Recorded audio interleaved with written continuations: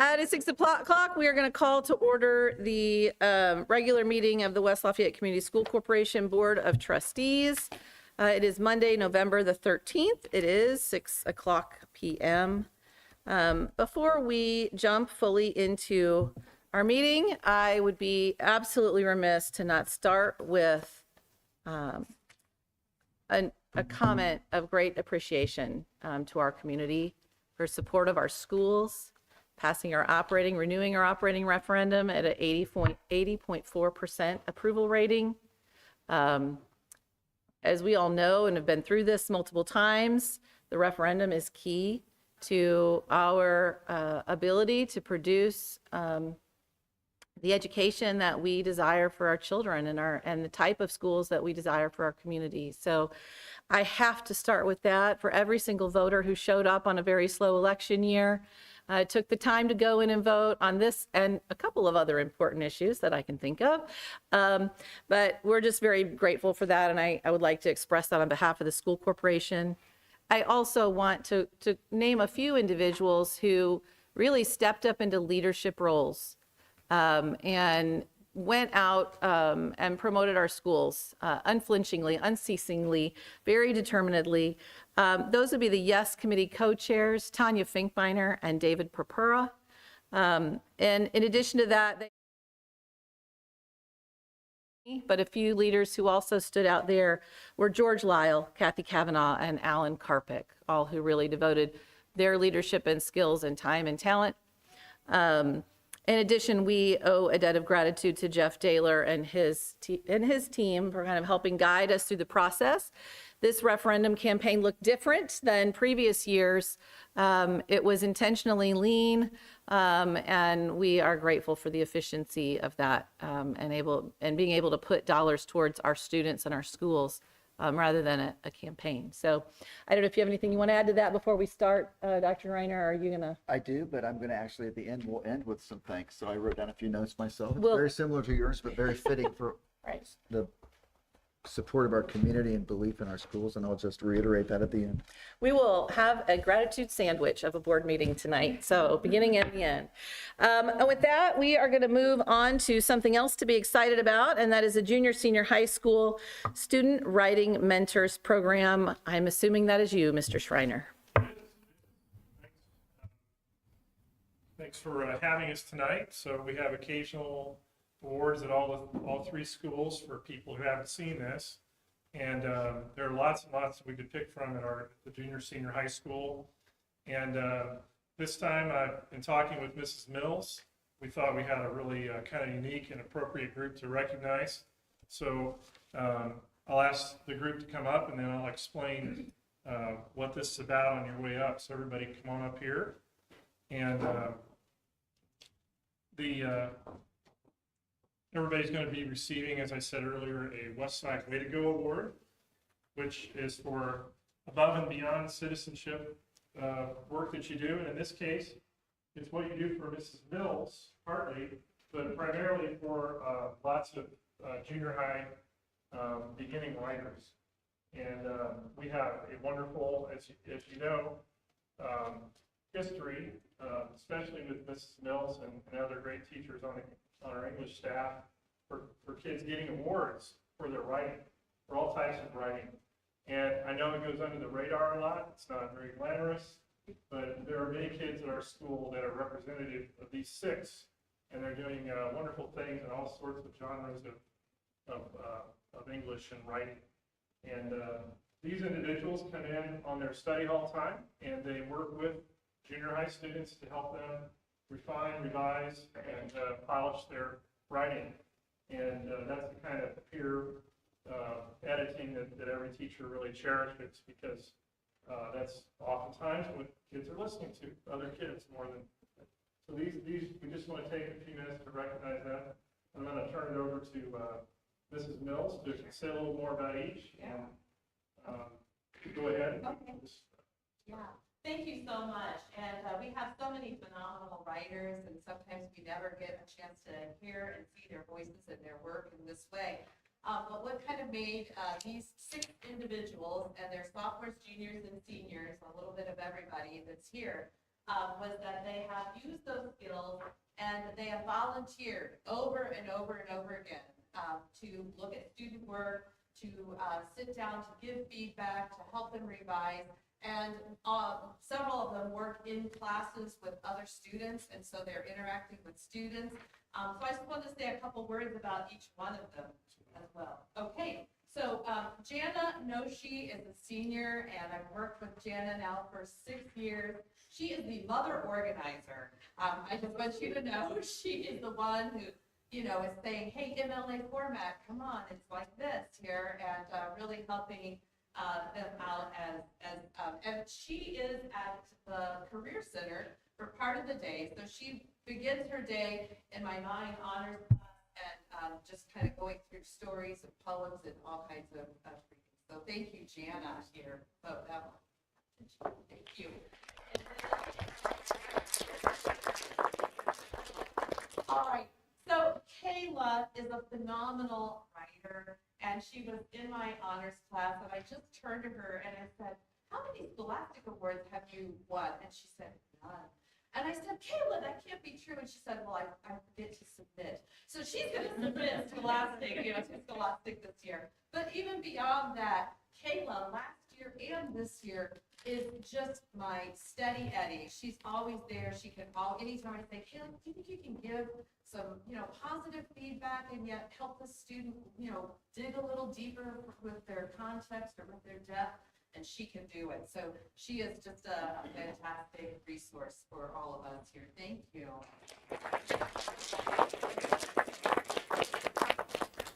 And then next we have, Natalie. Natalie this year did a very brave thing. She volunteered. First of all, Natalie is a poet. She was one of Indiana's American Voices of the 5 young people in Indiana that represented our state on the national stage with Scholastic, with her poetry, which is moving and amazing, and she really takes her craft so passionately. But she also is a fantastic student to be able to speak to our students and to give them fantastic feedback.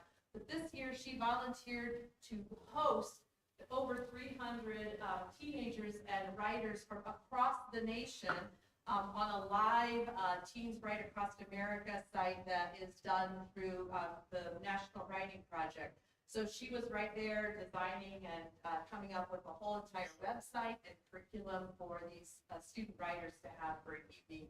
So thank you, Natalie.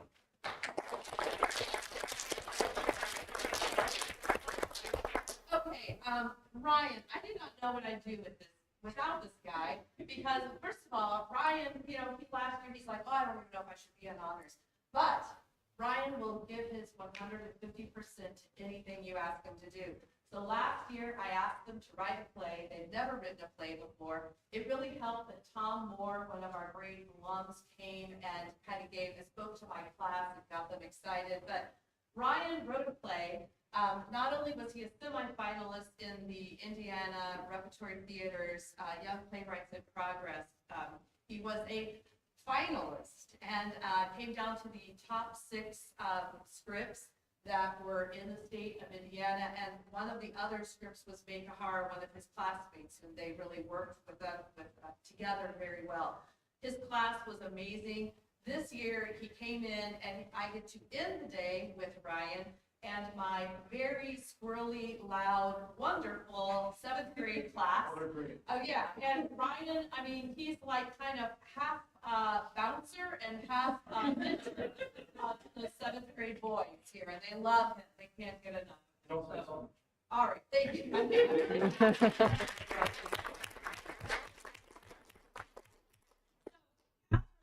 Senior Catherine has knocked it out of the park for 4 years, and her writing just surprises me. She has a wit about it, and year before, sophomore year, she won the Purdue Literary Awards. Well, let me say it, the Erwin Weiser Best of High School Writing Award for all of Purdue. So she was heralded up on stage, and if you want to know all about her winning essay, it was all about going to Quaker summer camp, right? Yeah, oh, it was really greatly done here. But she's also a fantastic poet. She will go around, she'll get the kids excited, and she interacts and she comes up with great attendance questions as well. So thank you, Catherine.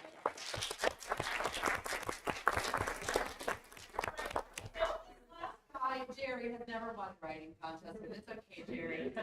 It's all right here because Jerry, last year, while he was taking 7 AP classes last year, he had a study hall, and he said, "Do you think I could come and TA for you?" This was during my conclusion class. This was a class of wonderful kids, but a lot of needs, a lot of attention. We just really were hoping that we had kids that we could get to come into class and sit through class and try to, kind of teach whatever we could teach to them in that time. Jerry would sit down with these children, and he was just so patient and so wonderful. They loved him, loved him. They're 8th graders now, but they still talk about Jerry. And Jerry, they wanted to give you this. They knew they were getting an official award, but they still love you. In fact, they all said that. "We love you, man." So, It keeps Jerry busy. yes, it does. So he's too busy to TA this year, but he's getting ready to go off and do wonderful things. And I said to Jerry, whatever you do, you will always be a wonderful teacher and mentor. And you can use that in any career. So thank you to Jerry.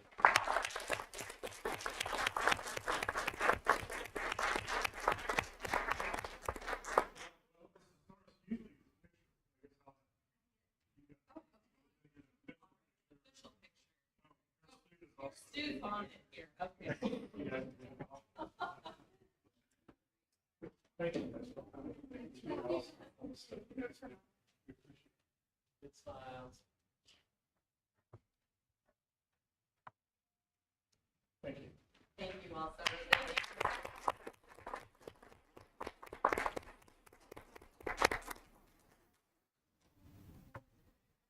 Families and students who are here for awards, you are welcome to stay and enjoy the full meeting, but if you would like to leave, now is a great time to do that.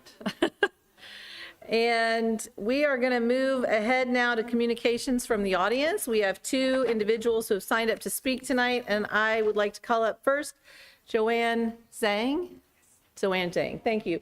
So we have a 3-minute limit on your comments here tonight, if you're able to keep it within 3 minutes. And Mrs. Austin will be the timer, and I'll let you know when you're getting close. All right. Thank you. Good evening, everyone. My name is Joanne Zhang. I have lived here for 18 years. I'd like to speak out about the cell phone tower topic on the agenda. I recall the board rejected the idea about 2 years ago, so I'm very surprised to see that. We all appreciate your decision that time. I'm not sure why the topic is on it again, but since I don't have the opportunity to speak after, so I just want to, talk and remind everyone about the fact for now. If the management team already decide to reject the proposal, that would be wonderful. If otherwise, I'd like to bring up some fact. First, cell phone tower is hazardous to human health. You have a publication in front of you. I'm not going to repeat the information, but I just want to ask several questions and to raise your awareness. First, many states and cities have rules forbidding cell phone towers built close to school properties. And our very own West Lafayette City just reject proposal. I was in communication with Erin Easter this morning, and she told me that the city park rejected the idea. So I want to let you know, so you're aware of the fact. Second, I am in the same profession as Mrs. Cronk, so weighing risk and benefit every day. Congratulations to the school again for the support from residents, $7 million every year extra tax. That we love the school and we support school. However, if any of them know that we're building a tower on the school property and having the emission on the students every day, do you think what will happen for next vote? What if we lose the $7 million going in the future? That's huge risk. Third, have you considered the legal implications? The school property houses hundreds of little kids. They are vulnerable. God forbid, if anyone got sick because of this, or their families decide to sue the school district, what will happen? The legal cost tens to $100,000 per case. Liability, millions of dollars. Your insurance might not cover it, because I know I deal with the insurance company too. And your premium, even they cover it, the premium will increase dramatically. So have you weighed that, the cost versus the benefit you might receive from building the tower? And God forbid, if any lawsuits happen, not only the school, but the individual name will show up on the lawsuit. So I just want to remind everyone, I know you will make the right decision. Appreciate you, Gal. Thank you. Board members, you did all receive this packet at your place. This is the content, the information that has been presented by our speaker this evening. Move on to our next speaker, Graham Whitcomb. Please come forward, Mr. Whitcomb, and it is also 3 minutes. Thank you for being here tonight. Okay, good evening. I'm the WLEA President, Graham Whitcomb. Nice to see you again. On behalf of the WLEA, I would like to thank the entire community for the successful referendum. I thank the board members for their participation and encouragement, and everyone who worked on the Yes Committee. I especially want to thank David Purpura and Tanya Finkbeiner for organizing the committee and running the campaign. The WLEA is proud of our many members who distributed materials, spoke with voters in the community, and we are fortunate that we were able to bring I-PACE resources from across the state. We appreciate the corporation supporting and working with us through discussion and various committees to great success. The effort that the corporation puts forth to engage with us and solve problems at the building level is highly valued and appreciated. Not every school corporation across the state still participates in discussion with their teachers, nor is the discussion typically as productive as ours. Also, on behalf of the AP teachers, I want to thank all of the board members for helping our students with the AP exam fees. Thank you so much. That was a great example of how the Westside community listens, works together, and does what's best for our kids. WLEA would especially like to thank Dr. Greiner for answering our many questions thoroughly and thoughtfully. We look forward to collaborating on the upcoming high school principal search. Congratulations, Ron, on your retirement. I'm almost finished putting together our teacher representative committee, which includes teachers and counselors with a combined total of over 100 years of experience working in public schools. They have seen what has worked and what hasn't in our schools and in their previous positions. I trust that their expertise and experience will be respected and thoughtfully considered as we interview candidates for high school principal. Thank you. Thank you very much. All right, we're going to move on to item number 1, approval of the agenda for the November 13th regular meeting. That is the agenda we're working on. I'll entertain a motion. Moved by Mr. Marley. Second by Mr. Schott. Any discussion or changes to tonight's agenda? Mrs. Mumford? I'd like to make a motion to add agenda item titled Policies to discuss various policy topics. Okay. Is there a second on that motion? Second. Second by Dr. Yin. Discussion? Yes, we received an email from Ms. Witt in September talking about the policies that we would be reviewing in November. One of them is currently on the agenda about the library. Also, there was a reference to personnel background checks, references and reportings, and I haven't heard anything about that. Also, some questions about some safety requirements that I had, and so would like to have that topic added to the agenda so we could discuss those details. Okay. Any other questions about those? Any other comment? All those in favor of adding this agenda item, please indicate with a show of hands. Please note that Dr. Yin, Mr. Wong, and Mrs. Mumford have voted in the affirmative. All of those opposed. Mr. Schott, Mr. Marley, and Mrs. Austin, that motion fails. We'll move on to the approval of the agenda for tonight's minutes. Or tonight's agenda. Are there any other questions about the agenda for this evening? Did you have, Ms. Dr. Yin? I move to change the agenda item 14 from motion to information for the following reasons. Do I have time to explain? No, right now you're just making the motion. So you're making the motion. Is there a second on Dr. Yin's motion? She is requesting we change item 14 to information only. There is a second from Mr. Wong. All of those in favor of, or I'm sorry, comments on that. Now you would speak your comments, Dr. Yin. So that motion is to change, so that item is for us to vote on and change the policy vendor. However, I have a lot of concerns. And first, the price. And the information provided is still. I'm sorry, Dr. Yin. So what you've asked to do is to change the status. Yeah. So you're not discussing the content. You are explaining why particularly it should not be held as a vote tonight. Yeah, So that's not- why I'm explaining it. Okay. I'm explaining the reason I for just it. wanted to make sure we're Yeah. clear on why Yeah. you believe we as a board would not be prepared to vote on that tonight. Because conversations Yeah. about this specific item would Yes, I happen in the understand item. what I'm doing. Okay. Yeah, thanks. And first, the price. The price is still unclear. I noticed that there's a additional document in that folder, but there's no discuss. I think we need more discussion, and some of the information is still TBD.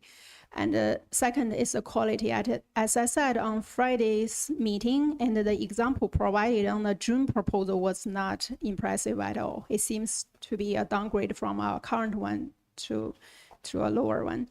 And so fortunately, and so at that time, I also mentioned I'm not sure whether that's because of the school district or because of the vendor.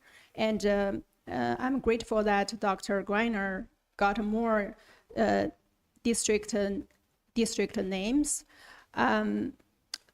which are using the church policy. However, we didn't have enough time to research those districts. And so, and even more important, information for the public is unclear. The public doesn't have the information about what the new policy website looks like.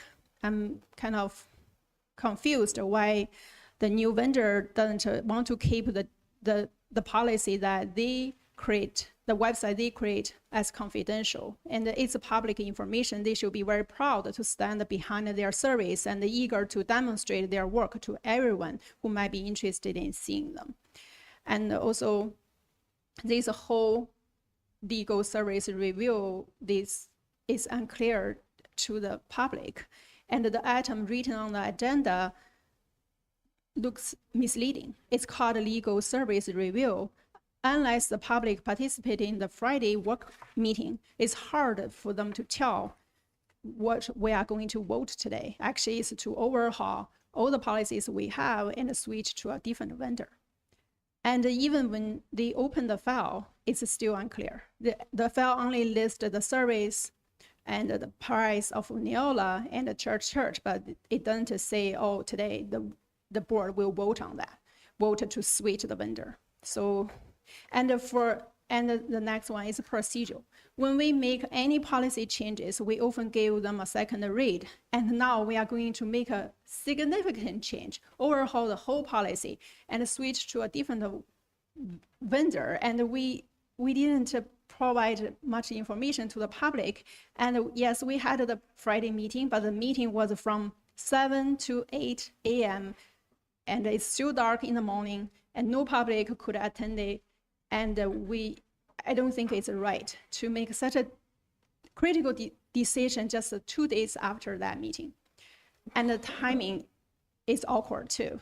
And the policy vendor information was put in the board folder in June this year. But why did we wait for 5 months and decide to vote on it right after the community just passed the referendum last week? If we believe that the community will love this switch to allow us to switch to a different policy vendor, why didn't we do it before the referendum to encourage more yes vote, given that the file was ready 5 months ago? And here's my proposal. So when we ask the public to vote yes to pass the referendum, we email them, we knock on their doors, we text message them, and call them sometimes again and again, multiple times. I personally participate in that as well. I distribute hangers to neighborhood and with my kids and their friends. And I think we did very well. We keep the public informed. For this important decision, we should do something similar. As a board member, we are often told that our major jobs are first, searching and reviewing superintendent, second, making policy. Now, for such a huge decision about policy, we should not be silently vote on it before letting the public know what's going on. So that's why I think today is not time to make a motion to vote on that. And it's just a time to let the public know, okay, here's something for everybody to consider. Let's do more research, figure out their price, figure out their service, figure out their quality before we make a decision. We may also let many different stakeholders know, for example, the public, parents council, the teacher union, student council, and ask them for their input. We can do that. We did that for the referendum, and to make things transparent, to inform the public, we can do something similar for other important decisions. Thanks. Okay, just to thank you for that, Dr. Yin, just to recap the timeline for those present, we'll recap what was discussed in our work session on Friday morning. On June the 6th, there was a file folder placed in the box document storage system that we use at the board. It was entitled Policy Vendor Review. On June the 12th, in a regular meeting at the 1 hour and 43-minute mark, I announced to the entire board present that Dr. Reiner had made a recommendation that we consider changing our policy vendor at that time, but that we felt it was in the best interest of the school corporation to delay that change until after the referendum because of the amount of time it would take to review all of the individual policies, consider them, and review them. We wanted to allow the board and community's focus to be on the policy or on the referendum, and then launch into a policy consideration. In that June the 12th meeting, I asked all members, and all members were present, to please offer feedback. There was discussion about that. In the folder content, there was pricing. There was a timeline, there was an explanation of what we were doing, and there was again a request, please, to offer feedback. We did receive follow-up questions from member Wong, for example, asking for additional pricing on Neola and on our current provider and what that contract and arrangement looked like. So we did provide, Dr. Greiner did provide member Wong with the information that he requested.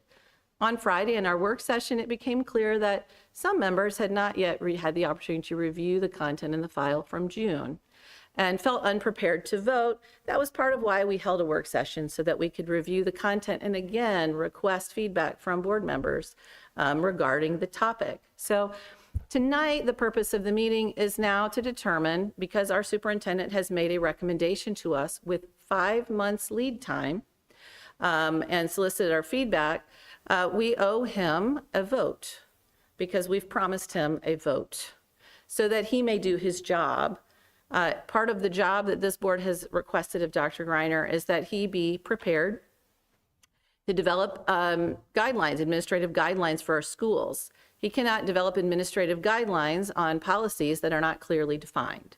So if there is to be a change made, he would not do administrative guidelines until after the change were initiated. If there is not to be a change, he can initiate administrative guidelines based on what's in existence. I think that everyone in the room could agree that any student in our schools, K through 12, who received an assignment, failed to ask any clarifying questions they had about an assignment for 5 months, could then expect to not do well on the assignment. In general, they could anticipate receiving a 0 score on that. So I don't know what else to say about the timeline, but at this point, that is the information that I have about what has transpired to now. Dr. Yin, you've spoken. Are there any other members who would like to speak in addition to Dr. Yin and myself? Mrs. Austin. If we are to switch to a different vendor, would each policy still go through the 2 reading process as it is changed? That is the expectation on a policy review, yes. So the So- public would still be engaged in hearing all policies, yes. So it would be an excellent way for the public to gain more information about our policies as those come before us for discussion. Correct. But this is a tricky thing because the content is related to the timing, but the actual content of the policy vendor change, for the vote has to stay inside of there. What we are voting on right now is if there is adequate information available in which to leave this as a vote item. Robert's rules would probably say to us that we would wait until we got to item 14, but Dr. Yin has raised it as an agenda item change. So that's why we're kind of dealing with it now. A little bit out of order. Mrs. Mumford. In June, when the document was shared, which I appreciated, it gave me a chance this summer to talk to other school districts and do a lot of research. It was shared in that June meeting that we would be discussing this in November and voting on it in December. Friday was the first time that it was a public discussion. And so I have chosen not to participate in email discussions. Friday was the first opportunity we had to ask questions and understand better what was being requested. The meeting ended on Friday before even all questions were asked. And so we are not at a point to make such a major decision. We don't have enough information, not enough discussion, and really no reason that this has to be changed from what we were even told in June. Is there any reason, Mrs. Mumford, in any of the 4 subsequent public meetings that you would not have raised any questions you had if you were unwilling to do that via email? Because it was clearly stated in June that you didn't want this discussed until after the referendum and that we could discuss it in November. But if you have additional questions for content, which is what happened, it's always clear that you could request those. Is that true? If you have questions about content we're using in a board packet, we would ask them? I have lots of questions, and when you shared that we were not supposed to discuss it till after the November referendum, then I respected that and didn't even understand that this would be an issue that you would, at the last minute, want to rush this through and vote on it in November without a discussion. 5 months lead time is hardly rushing it through. Mr. Schott, did you have any questions? Mr. Wong, did you have questions? I think maybe we should change this to information because so far as I understand, we have 2 vendors, which is Nevola and also CCNJ. And by last Friday, we talked about another options, which is the SBA's, their service. So basically, I would say we don't have enough information to make that decision at this point in time. If I were you, I would invite their representative from those 3 providers to come here and present what kind of service they can offer and answer questions. And we have some time to digest that questions, and then we can make a decision on that. Because this is not really, it sounds like we just changed the vendors. We decide how to spend the $16,000 for this vendor or that vendor. But actually, I think we need to clarify, this is to change the whole school bylaw system. We have worked that bylaw system for many, many years. And now what we are trying to, bylaw is kind of constitution for our corporations. So basically what we are trying to do right now is repeal all the bylaws, 400 something policies, and restart, rewrite the whole bylaw system from scratch. So that's a really big effort. It's not really just we change vendors, we decide how, we are trying to now decide how to spend that $16,000. That's big change. So that's, I think, why we should have more time to collect more information before we make a decision. Thank you. Okay, Mr. Marley, did you have anything to add to this? I just had a clarifying question. Is this a first reading or is this a motion to vote on the approval? What we're talking about is a motion to vote on the vendor for our policy development. Okay. This is not a first and second reading scenario. Okay, It is it's a just the vendor same. selection. Okay. Yeah. That answers that question. Okay. Actually, I will say, Dr. Greiner wouldn't bring this to our attention for vote if he wasn't committed to it. And I have the utmost confidence in the proposal he's making to us that I see no reason to change what he's asking us to do. Thank you. Okay, so just to be clear, May I the say vote, we're something? done with discussion on this matter. Just to be clear, the vote we are currently making is on if we are going to amend item 14 on our agenda to be from a motion to information only. All of those in favor of changing this from a motion to information only, please indicate with a show of hands. No, discussion is over. We're taking a vote.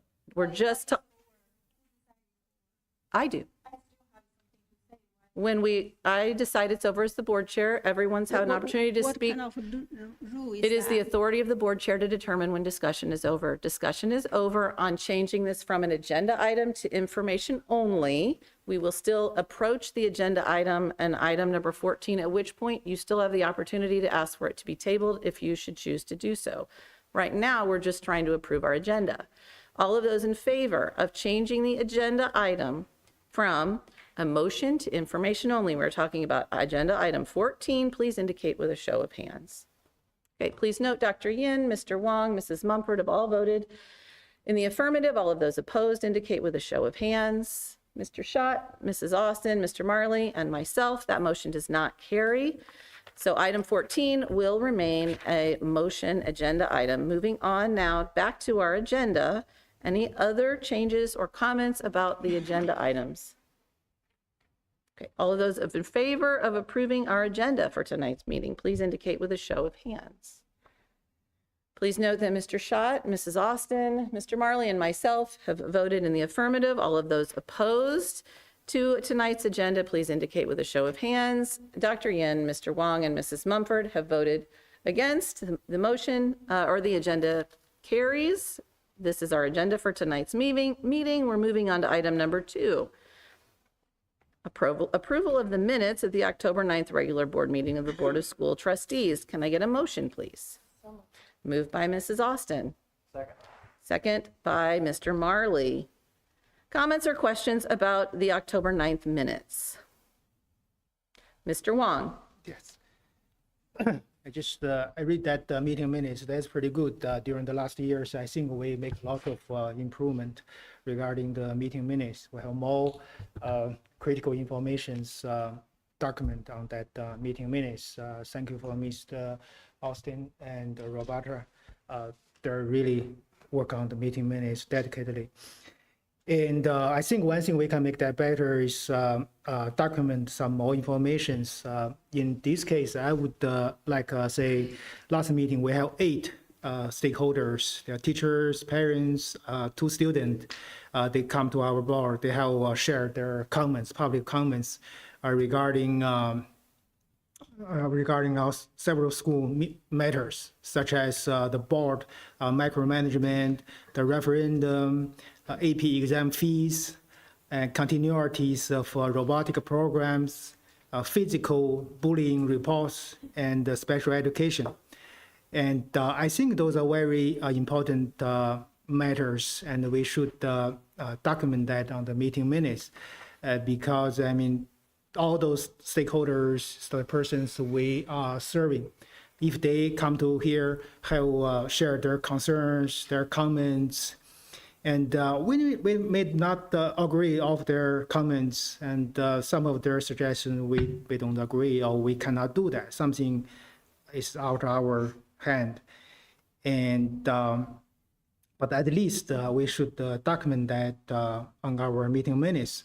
So I would like submit a motion to document the general substance of 8 stakeholders' public comments concerning several school matters, such as board micromanagement, referendum, AP exam fee, continuities of robotic program, physical bullying reports, and special education during October 9th board meeting on October 9th board meeting minutes per Indiana open door law, IC 5-14-1.5-4, Class B, and Item 3. Thank you. Thank you, Mr. Wong. I appreciated your submitting your questions so thoughtfully in advance so that we could get some more information about that inquiry. Because of that communication from you, I forwarded that on to Dr. Greiner and asked for him to please solicit a legal counsel opinion. I personally read that note and was concerned at the prospect of trying to summarize any community members' thoughts.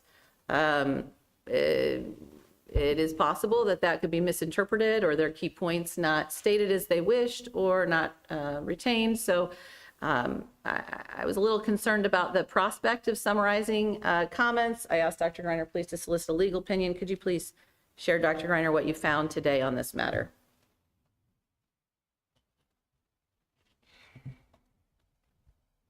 I'm going to have to look at this up. I apologize. When I sent it on to you, since you requested it, I did Oh, not. I'm sorry. Do you want me to read it? Yes, please.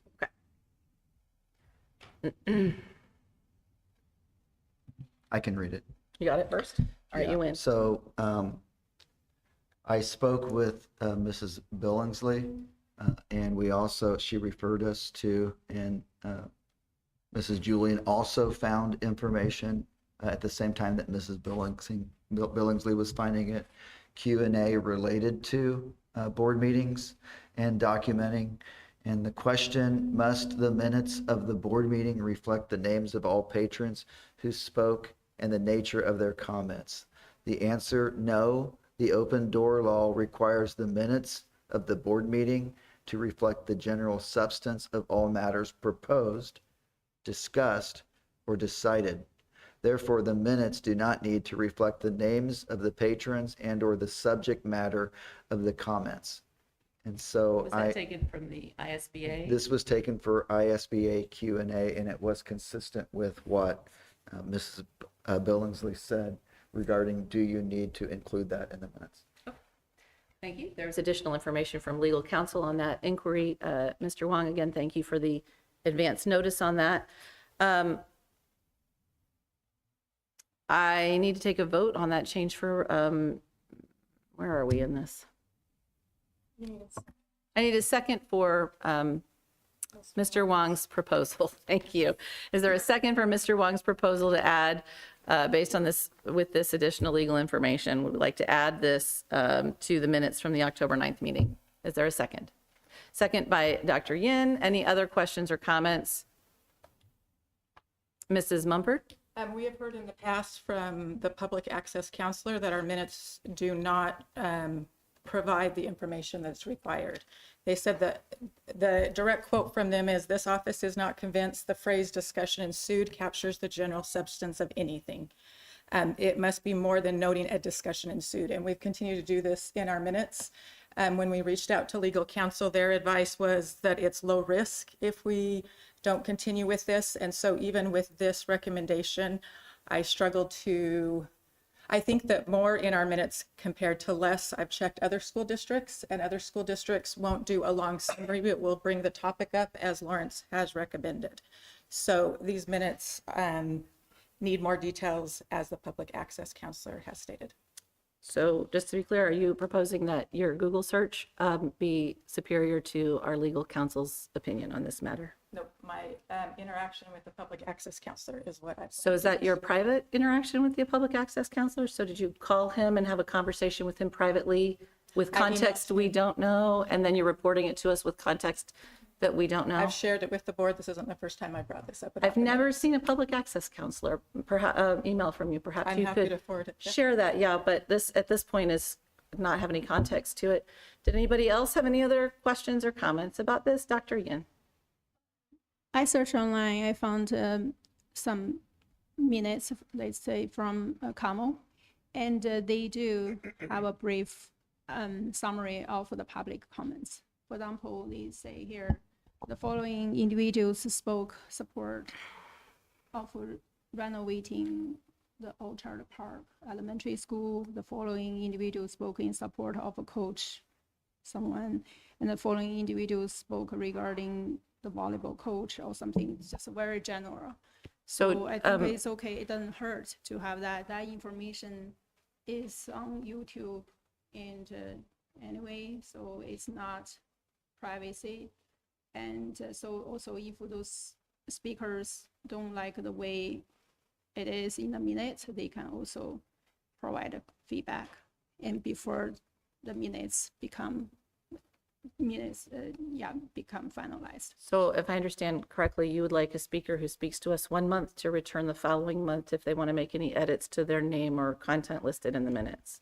They don't need to come, because right now the minutes is released before the board meeting, so people can provide feedback before the board meeting. For example, send an email, say, hey, your summary is not accurate, and would you please revise it? That's also the benefit of releasing the packet before the board meeting. Okay. Anybody else, any comments on this one?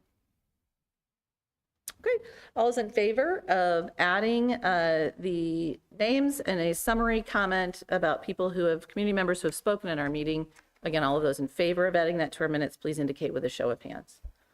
Please note that Dr. Yin, Mr. Wong, and Mrs. Mumford have voted in the affirmative. All those opposed? Mr. Schott, Mrs. Austin, Mr. Marley, and myself, that motion does not carry. That content will not be added to the minutes. We're going to move back to approval of the minutes overall. Are there any other changes to the minutes? Okay, all those in favor of approving the minutes of our October 9th regular board meeting, please indicate with a show of hands.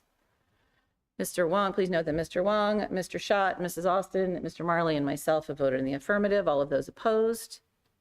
Dr. Yin and Mrs. Mumford are in the negative. That motion carries. Our minutes are cleared.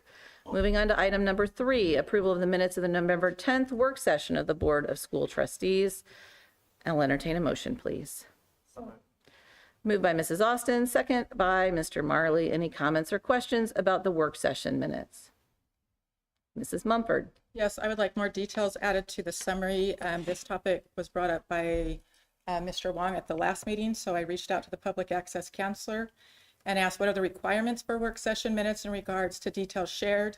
And I shared a copy of our recent meeting and said, do you need more details to comply with the open door policy in regards to general substance on the topic or discussions? His response was, the open door law says this in part in regard to minutes, the general substance of all matters proposed, discussed, or decided. If it is a general work session, you wouldn't need to give a word-for-word rote recitation of everything that was discussed, but a little more detail, perhaps in the form of a summary paragraph or 2, would be more appropriate. And I'm happy to forward this on to you. So I would like to make a motion to add more details to the work session minutes. Is there a second for Mrs. Mumford's motion? Second by Mr. Wong. Any other questions or comments about Mrs. Mumford's comments or request to add detail to the work session minutes? I totally agree. And so also to respond to what you said earlier about the file was put in June and then we didn't discuss at the meeting at all until last Friday. And so I'm actually so you complain that I didn't provide the feedback earlier. On the other hand, many people didn't even provide feedback at all, but you had no problem at all. Mrs. Austin has made a motion to call the order. She is allowed to interrupt. That is an interruptible by Robert's Rules of Orders. I'm sorry, Mrs. Austin. I think we need to allow Dr. Yin to continue to say what she wants to say down there in the end on this, but then we will move on to a vote. Thank you. Please continue, Dr. Yin. So I just don't understand. So the file in June was unclear, and the price was unclear, and there was only one example for the district that they serve, and that example is a bad one. And nobody asked a question between then until Friday. When on Friday, Lawrence, Deja, I asked questions. Nobody had questions about anything. So you are okay with people having no questions at all, then you start to blaming me for asking the questions too late. It's really bizarre. Dr. Yin, I don't know what your one's- intention is. And to Dr. Yin, to be clear, no one's blaming you for anything. You And did. it's a You bit of a just did. You It is a bit of disservice to Mr. Wong to say that no one asked any questions, because he asked quite detailed questions 2 months ago or about 6 weeks ago regarding Neola that were subsequently answered. It's up to each board member to prepare as they would like to prepare for a meeting. Yeah, I'm not here to tell you how to do it, and this is not any passing of judgment. Yeah, but what's This the is- problem please for allow asking me. questions last Friday? I'm really confused. You keep Dr. Yin, speaking, say, hey, Dr. why Yin. didn't you ask question earlier? But when the question is a good question and we asked at the work meeting, that's not a problem. I don't know why that's a problem for Okay, you. we're going to cycle back to the question that is currently on the table, which is if we would like to add additional minutes or additional detail to the minutes from the November 10th work session. We have a first, we have a second. We've heard from several members. Does any other member wish to speak on that matter? Okay, all those in favor of adding additional detail to the November 10th work session, please indicate with a show of hands. Please note that Dr. Yin, Mr. Wong, and Mrs. Mumford have voted in the affirmative. All those opposed. Please note Mr. Marley, Mr. Schott, Mrs. Austin, and myself are opposed. There will be no more detail added. If we could now vote, please, to approve the minutes of the November 10th work session. All of those in favor, please indicate with a show of hands. Please note Mr. Schott, Mrs. Austin, Mr. Marley, and myself vote in the affirmative. All of those opposed. Dr. Yin, Mr. Wong, and Mrs. Mumford all vote in the negative. That motion carries. Our minutes are approved. We have no unfinished business. We're going to move on to new business. No exhibit, the early childhood education study, and our mayor-elect, Mrs. Aaron Easter. Is that what it is, mayor-elect? Okay. Thank you for being patient with us. We are excited to hear what you have to say. No worries. Thank you for having me. I do just want to give the board kind of an update on what we're doing and why. Earlier this year, late last year, we started having some discussions about economic development throughout the city of West Lafayette and what that really looks like, what that means, and what we need to think about in terms of housing, in terms of school growth, in terms of early childhood education, in terms of transportation and traffic, and all of the things that go along with that. And one of the things that we kept coming back to was the state of early childhood education within our community. And it's not to say that we have a bad situation with early childhood education, but what we do know is that we do not have enough to sufficiently meet all of the needs that parents have within our community. So a couple of things that we are looking at when we are thinking about early childhood education, what is that? There's certainly a large community investment in this topic as well, outside of just the city of West Lafayette. But we're looking at a couple of things. One, is it affordable? And are there sliding scales of affordability for different levels of families who are looking to have their children within a childcare of some sort? The other component of that for us is it high quality? So if you're looking at the paths to quality metric, is it a level 3 or level 4? And are they sufficiently educating students in whatever way? Maybe it's play, maybe it's colors and numbers, but preparing students for what they will undergo when they arrive at kindergarten. We're fortunate that lots of kids know what they're doing when they show up, but just in case, it's always helpful to have a reminder of shoe tying and colors. I think if my kid still has his headphones in, he was probably not as good at tying his shoes by kindergarten as he should have been, so every little bit counts. Don't think you heard a word. Perfect, great. So a few things that we are looking at, and this is, looking at our community as a whole, preparing for any changes that come, and understanding some of our economic and workforce development items that we're concerned with are, future CHIPS Act funding comes with a caveat of providing and having early childhood education for the employees of that organization. So it's not just that we're catering to that, but we recognize that it's a potential factor that could really exacerbate a deficiency that we already have within the community. So this is not a West Lafayette school corporation, community school corporation, or a West Lafayette Redevelopment Commission venture only. We are also partnering with our Tippecanoe County School Corporation, since they are combined in the school, in the city limits. Both school districts are represented by our local government and by our taxpayers. So we, as the city of West Lafayette, will be exploring the needs of both school corporations within our city boundaries. And we'll be doing that in a few ways. One will be a quantitative data analysis of, availability, projections of what we will need in the future, things like that. The second will be a more qualitative analysis, doing focus groups with the community at large, parents, providers, anyone who's working in that space already, to understand the issues that we have within the community and what parents are really looking for, but also what providers are already providing. So we know as we go through that analysis where we might have some gaps and what we might be missing. Cost modeling, here we go, number 3. Cost modeling will be the third thing we're taking a look at. So if we are really serious about providing some other solution within our community to early childhood education, what are the hard costs that we can't really impact, and what are the sliding scale costs that we can based on a per student enrollment. So really looking at our overall cost, and essentially it would be a business plan or a business model to understand what that looks like, because we have, fees that come in, we have hard costs, we have all of the other things that go into running a business of any sort. But we also have the subsidies that come in through On My Way Pre-K. And we want to see what that really looks like to understand how one would make it work and how you make it available to the largest number of people possible. And the final component of this will be a document and literature review. It's exactly what it sounds like, reading the studies that are currently existing and also going through Indiana tax policy a little bit, and also just general policy within the state of Indiana to understand the impacts that state programs have on a potential local program as well. So I'm happy to answer any questions. This is early on in our kind of research process.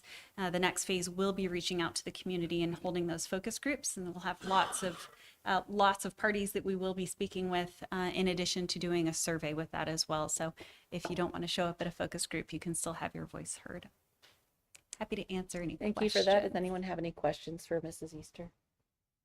Mrs. Yes. Mumford? Thank you so much. I think this is super exciting. What is the timeline kind of look like with each of these steps? And I know it's very rough. but Yeah. What's the anticipated? So there's the quantitative analysis is happening currently. That's easy to get a hold of data. Some of it is census data, some of it's other, demographic data that's pretty easy. That is happening currently. We are working to set up a schedule of dates for focus groups. We're kind of getting to a point now where we might have to wait until the beginning of the year. So our initial hope was to have this done, I believe, by March, May, early spring, I think. It might be slightly later in the year, just so we can make sure that we have the opportunity to have a robust engagement with the community. Perfect. Thank you. And I agree with Mrs. Mumford. We're very grateful that this is moving forward. And also want to take this opportunity to be thankful for the after-school collaboration that we've had as well. And that has been a wonderful contribution that came up to speed very quickly. And I know it's not quite the same thing you're talking about here, but they're close cousins. Did you have another comment? Did I see another hand, Mr. Wong? Yeah, I think that's very good effort. We put together, everybody work together, try to create the high quality educations for the kids. I just have some question. So in terms of fundings, my understanding, we have some funding from state and the federal government, and also our redevelopment committee will have some contribution. So in terms of the cost of the study itself, the West Lafayette Redevelopment Commission is paying the entire cost of the study. Wow. As we move forward, and this is something that APA Consulting will help us with, is understanding all of the possible funding mechanisms that are available to us and how that might be, how we might structure those available funding mechanisms to make a successful project. Okay. So that's actually part early- of the early study stage. as well. Okay. So in terms of our target enrollment, initially enrollment, how much we are target at right now? We don't know. That yeah, will be based on the amount of need that we know that Preliminary we have, studies. Okay. and then a projected need based on population growth projections. Okay, thank you, appreciate it. Anybody else? Anything? Then we'll end with our sincere Oh, I'm sorry, Dr. Yun, go ahead. That's okay. I just say thank you for doing this for the community and Happy to do congratulations. Yeah, Thank you. that was the final message as well. Congratulations to our newest mayor of West Lafayette. We look Thank you. forward to your leadership. Thank Thank you you. very much. We have been at this for an hour. We are going to take a 5-minute break and we'll be back. We will resume at 7:05.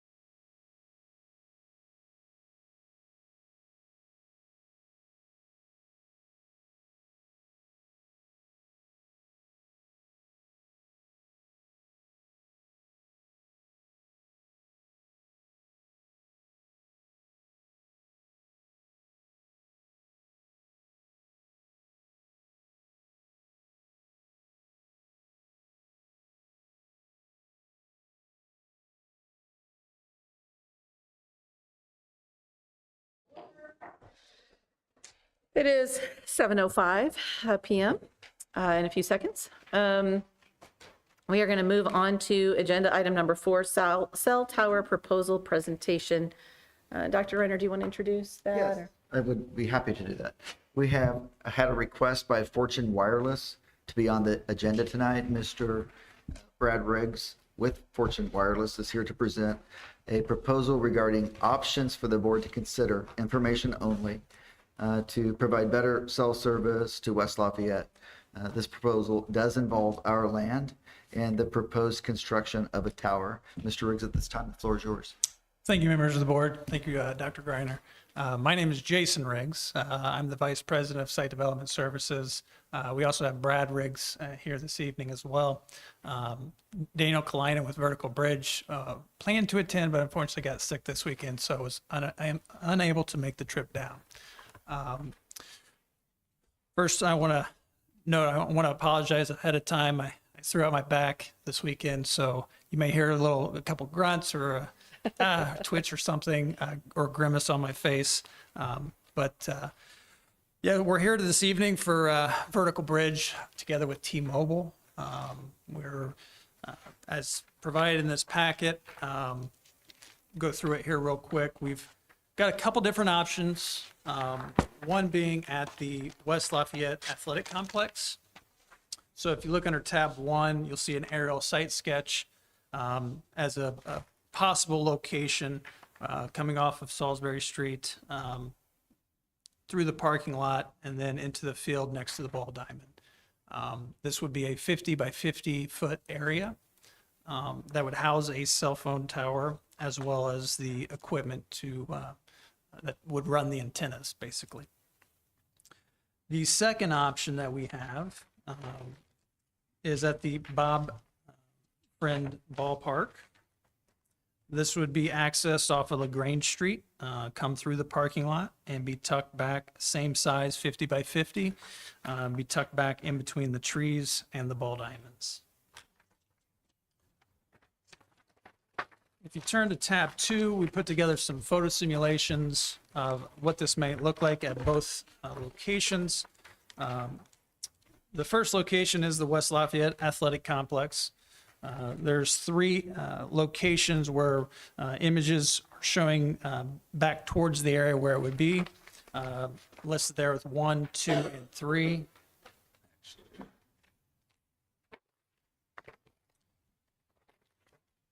And if you go to the first one, this is our proposed, or I'm sorry, this is looking at the existing conditions, looking northeast. And then here would be the proposed tower. The next location, number 2, is at the intersection. We are looking north, and you can kind of see it right there at the tip of the treetops. Next, we have off of Salisbury Street. And we can put the logo as well on there, the West Lafayette logo. Our next location is at Bob Friend Field or Ballpark. We have location 1, 2, and 3. Location 1 is looking from roughly LaGrange Street. This would be the proposed. Next is we're south of the park, looking northeast. Oh, don't know why that turns. Well, if you turn sideways, it's right there. Next is from the entrance on the east side of the park. And it's turned sideways too. But, okay, right there. Can I ask you a question on this last picture? This would appear to be right where the playground is currently on this site. Is that where you're putting it or proposing it? This location right here. On the Bob Friend Field. Look at the overview. No, it's not right at the, so the playground is behind the structure. Okay, I see it on the overview, the aerial map. Yeah, right here. It's directly behind that, and we are off in between the two ball diamonds. Thank you for that clarification. Sure. And next, under tab 3, don't think we have it. That's just an image of the possible clock tower.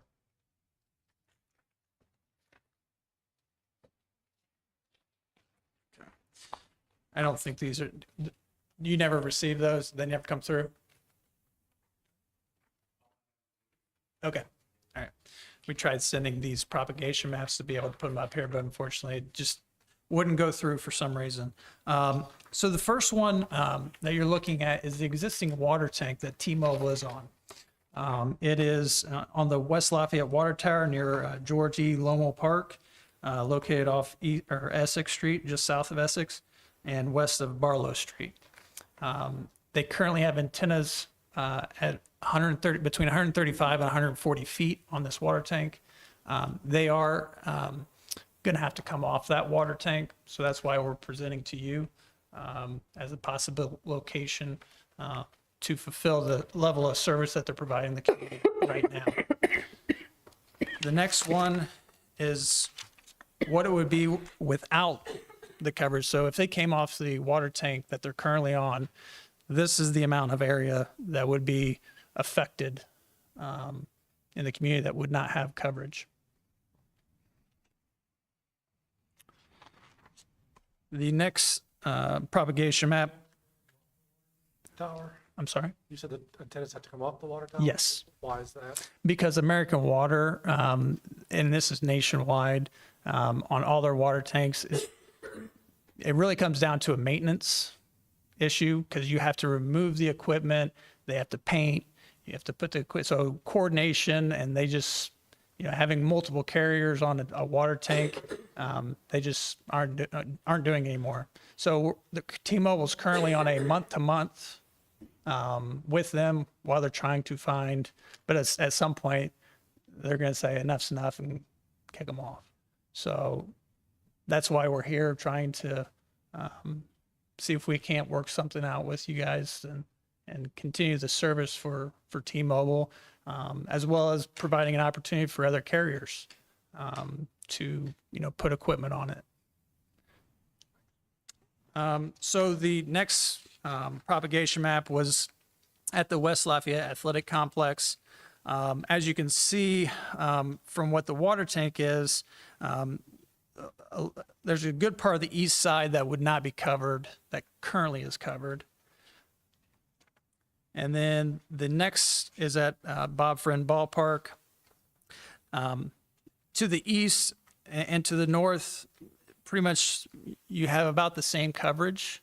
To the south and southwest, it does not cover. However, T-Mobile, if you turn to the next slide, they have another site off of Sagamore Parkway.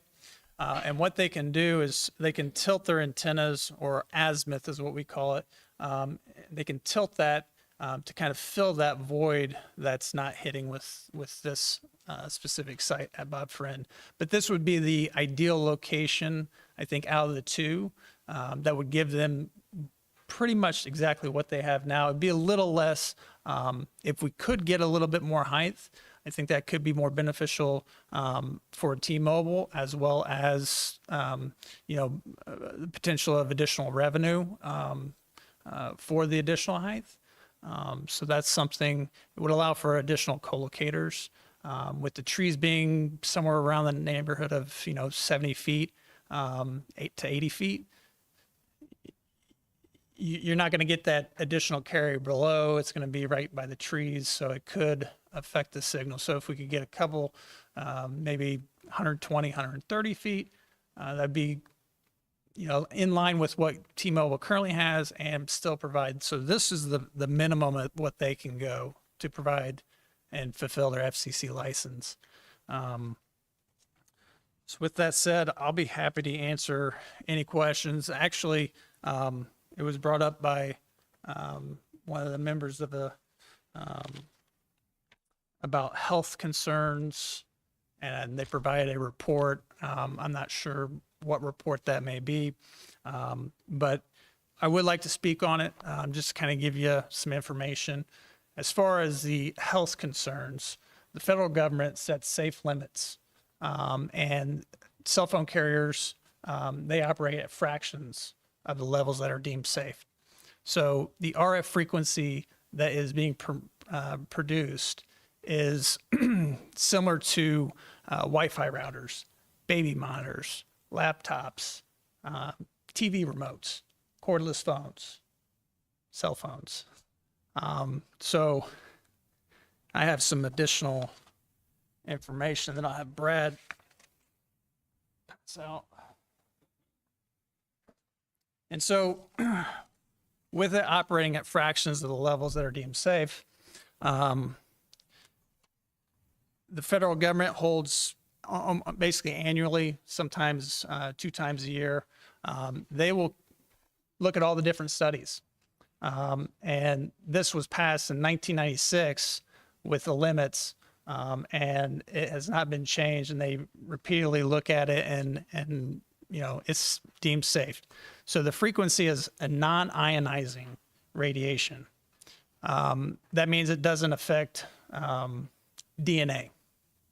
Unlike ionizing, which is kind of like a X-ray or MRI, where you have to wear protective gear, because it can cause changes in DNA. So this is below that, it's non-ionizing. The other thing I'd like to say, just from a personal level, I have 2 children. There's a tower right outside their playground at their elementary. There's a tower we put at their middle school. There's a tower that I put at their high school. And so, you know, if there was any concerns, obviously the school district has looked at it. I don't have any concerns, just being in the industry and understanding it all. But I understand people have concerns. But the federal government, again, has provided the safe limits, and they're well under it. And I'll also provide, I only have 1 copy, so I'll provide it to whomever. This is from the American Cancer Society.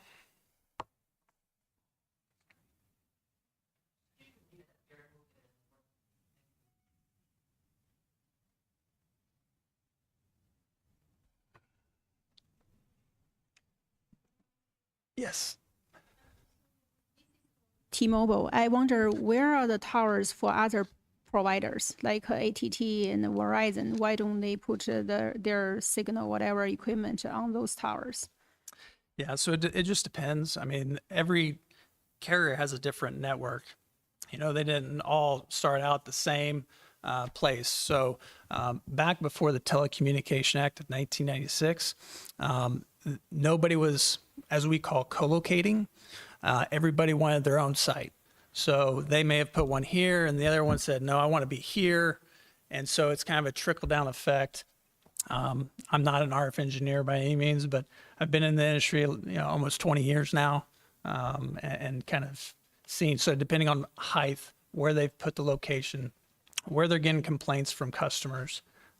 So there's a lot of different, there's no towers in this area, right? You know, where T-Mobile is current, that's why they went on a water tank. So, you know, I can't speak on exactly where Verizon or AT&T or Dish, where they may have equipment. I can't speak to that.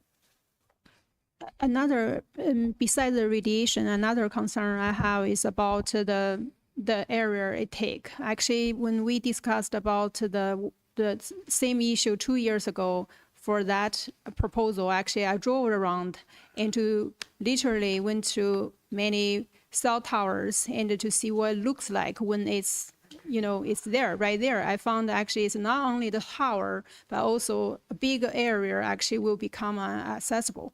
And they are fenced, and there are signs showing staying away. And so as you know, our district is pretty small, and we don't have a lot of place for kids to running around, and I don't feel it's appropriate to take a big space from our kids playing ground and for this, and in addition to the possible radiation. Thanks. The timeline for this has been put on our agenda as information only. Mr. Riggs and Mr. Riggs have both joined us here tonight to share this information. This information will be now made available to the community through our board documents. We will also check with the speaker here this evening, the community member who spoke, and see if her content might also be available as part of our board documents, but we'll confirm that. I think that we recognize that this is a community decision. And so the intent tonight was to put this out for everyone to review in a public meeting, make it public. This would only come back to a vote in our next meeting and make a decision on that at that time. Are there any other questions for Mr. Riggs and his expertise here tonight? Mr. Wong?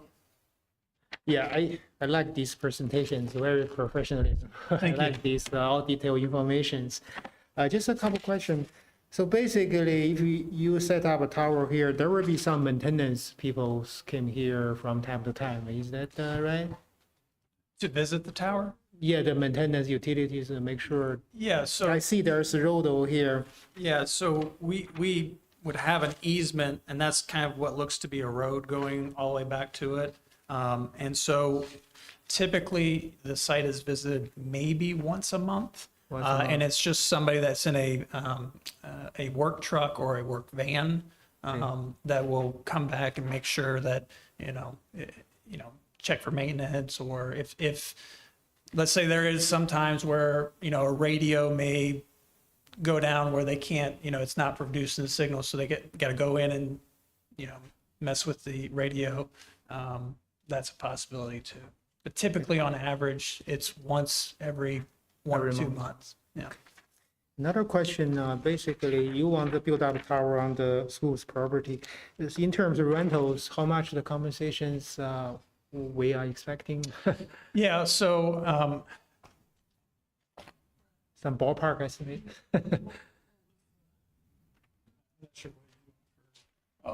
so the rent would start around $1,200 a month. $1,200 a month, okay. For one tower, right? And we haven't Okay, I got you. But just a ballpark estimate, so Yeah. we got the general idea. Yeah. Okay, thank you. That's all my questions. Really appreciate your professionalism. This presentation is very nice. Thank you. Appreciate it. Thank you. That's a kind of businessman. Appreciate I that. would sum up for you business, so. Thank you. And one thing you'd mentioned, Dr. Yin, is about the concern with the radio frequency. Again, there's current frequencies that are in this area with the T-Mobile on the water tank. So the level of service, even though again, it's the FCC set safe limits and we're fractions below that, it's already here. This is what I'm trying to say. It's just replacing a location. Correct. Okay. Any other questions for Mr. Riggs, Dr. Yin? Actually, I would say it's quite different, and I know where the water tower is, but this proposal actually based on this, and the tower basically will be right there. Our kids are just right there. The Willis, the elementary school kids are just right there under the tower, and which is quite different from it's farther away from their school, and I'd say it's different. And there's some information about the decline of the radiation or the distance, and so it's quite different. Mrs. Austin, you had a question? Yes, I noticed there isn't a picture of what the ground equipment would look like. Standing on the ground, looking right at it, would it be a chain link fence? Would it be a wall? How safe is that equipment if a curious child were to climb the fence. No, sure, I understand. And yeah, that's something that's kind of part of, I guess, the negotiation part. And what do you want? We can do chain link, that's a standard. We can do wood fence, we can do vinyl fence. So those are things that we can, obviously work on. And we can also include landscaping around it. Normally it's a 6-foot evergreen style tree. So that's some of the things that we can work with you on, and what you're would like to see at that location. And to be clear, we're talking about one single tower, not doing both. Correct. Or- We and again, we prefer the Bob Friend ballpark. It provides the same level of service that T-Mobile currently has, and we'd have quite a bit of drop off on the east side if we were over. But ultimately, if you guys preferred that location, we could work with you on that. Okay, thank you. Any other questions, Mr. Wu? Thing out. So basically, if we set up this tower, do you think we school the students or faculties can at least take some advantage of this kind of tower? Yeah, I mean, that's a huge thing. I know a lot of schools, I'm not exactly sure how your school's set up, but a lot are using the technology with, iPads and tablets for, schoolwork. So, I mean, yeah, it's something that can be beneficial. I mean, it'll be beneficial not only to the school, but to the community with, over 70% of Americans not having a landline anymore. If you get rid of the service in that area, you may not have people, wanting to live there because they don't have service. So, yes, there's a benefit. Thank you. Are you saying the internet is on that too? What do you mean? That T-Mobile is not the internet we are using? Like, It's the Internet of Things. Yeah, I mean, so you but can it's get on for and the cell phone. It's not for the internet, right? So the kids, if they use the internet, If it they- won't be if- affected if there's no tower. if they have a tablet and but can use it as Wi-Fi, I can use my phone as a hotspot, but that pulls from that tower. Same thing. If a lot of iPads or tablets have a plan on either T-Mobile, Verizon, AT&T, so that it uses that. It doesn't have to use Wi-Fi. It doesn't have to. It can use straight off that. Not only that, but it also is good for emergency services. So E911 communications, it'll help with that. Obviously, if the water tank goes away and the antennas have to come down completely and no service, then that would affect E911 communications to this area. Could we all send out some photos of other setups, maybe at the schools you mentioned? Yeah. Just kind of just Yeah, I mean, I could tell you right now what they are. I mean, I'm a visual person. sure, no, that's fine. Yeah, I'll send ones of my kids' school. Have no problem with that. We've done them with multiple schools in and around Marion County. Can local businesses opt into hosting a tower? I guess I'm wondering, have you approached other organizations for this as well, or are you just approaching the schools? I believe, yeah, we have approached to the park to the north, I believe. I didn't, Brad, we can bring him back up if you want more clarification. Are they showing interest? Any other interest parties? Not at this time. We went to the redevelopment commission and Mayor-elect Easter said that they weren't interested, so we came back to the school. Gotta find somebody that's got the ground. I mean, there's so much residential development in this area that we did go north with the fire station. We're getting too far away from where T-Mobile really needed to be when we go north into the development. Were you given reasoning for, I didn't realize you went to Aaron Easter. Were So- you given reasoning for a no from them? Actually, yeah, I remember this part of it. So the one area that we looked at, as Brad mentioned, we had to get a considerable amount of height. So we were actually like 190 feet monopole tower. So that was right up front. where there was kind of a garden area. And we had, kind of a nice plan put together, but it didn't fit with what the redevelopment committee wanted to see in that area. So, that just didn't happen. I have a question for the board, but not necessarily for the RIC. So should I go ahead and ask the board the question? Sure. So this, more or less, the exact same proposal was just discussed in August and September of 2021, so pre-Dr. Greiner. But 5 of the board members, it was going to come to vote, it said in October at those meetings, but never did come to vote. So I'd love to hear from the school board members why this wasn't agreed upon 2 years ago, and then why now this is an option that you are interested in. So as my recall, and Can I first start? yeah. No board member has expressed interest yet. They came to, when I first got here, they asked, can they come and speak to us? And I told them no. Good. And then they asked again a couple of months ago, and I said, we're keeping our agenda items focused on the referendum. If you want to come and speak, come after the referendum. So they're here speaking today with permission to come. But board members didn't say, like Okay. you or Amy or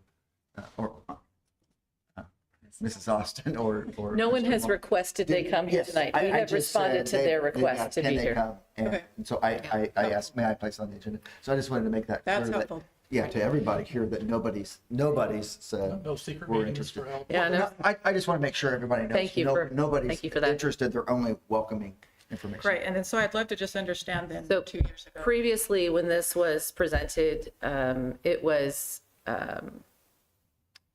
please excuse me, the drawings were ugly. They were really not, there was no care or attention given to the way it would affect the site. Only one site was presented. It was in a place that would have caused disruption to athletics, and the proposal never pursued beyond that point. So there was no kind of secret to it. There was not a request made to come to a meeting. There was a plan presented, and it was not moved through. I think, was it interim? Was it Mike Pettibone at the time? Yes. Yeah, and so I think, we kind of said, we're not going to move forward with this. We have bigger fish to fry at this point in time, bigger priorities. Right. Play football, run track, have soccer games. And they may need, I don't know, put words in his mouth, but he probably needs 1,200 square feet of ground, maybe 14. 50 foot by 50 foot. I mean, we can obviously work on that. That's just kind of a standard for this size. And actually, this being like you said, it's a different style tower than what was proposed originally. So it has 3 separate legs, so we can create that screen that looks like a bell tower. So that is one of the bigger differences is that. But to house the equipment, a lot of the carriers have gotten away from the big buildings, the 12 by 30 or 12 by 20 buildings, and use outdoor cabinets now, which are locked and pretty hard to get into, even if you have a key. But they are, just steel cabinets that are reinforced and have HVAC heating and cooling. As far as like noise, it's no different than it's probably less than a standard house with the AC unit outside. So hopefully that helps with. Okay, so when you mentioned it affected athletics, was it just the property that was the concern? No other concerns? They just didn't want it, because I remember it was the football field. It was the space they needed, It was just the 2,500, space. 2,500 square foot footprint. Think about that complex, where would you put it? And it was access. It wasn't just the space. It was the space to Yeah, get they have, access. so this is part of the problem they've got with Indiana American Water.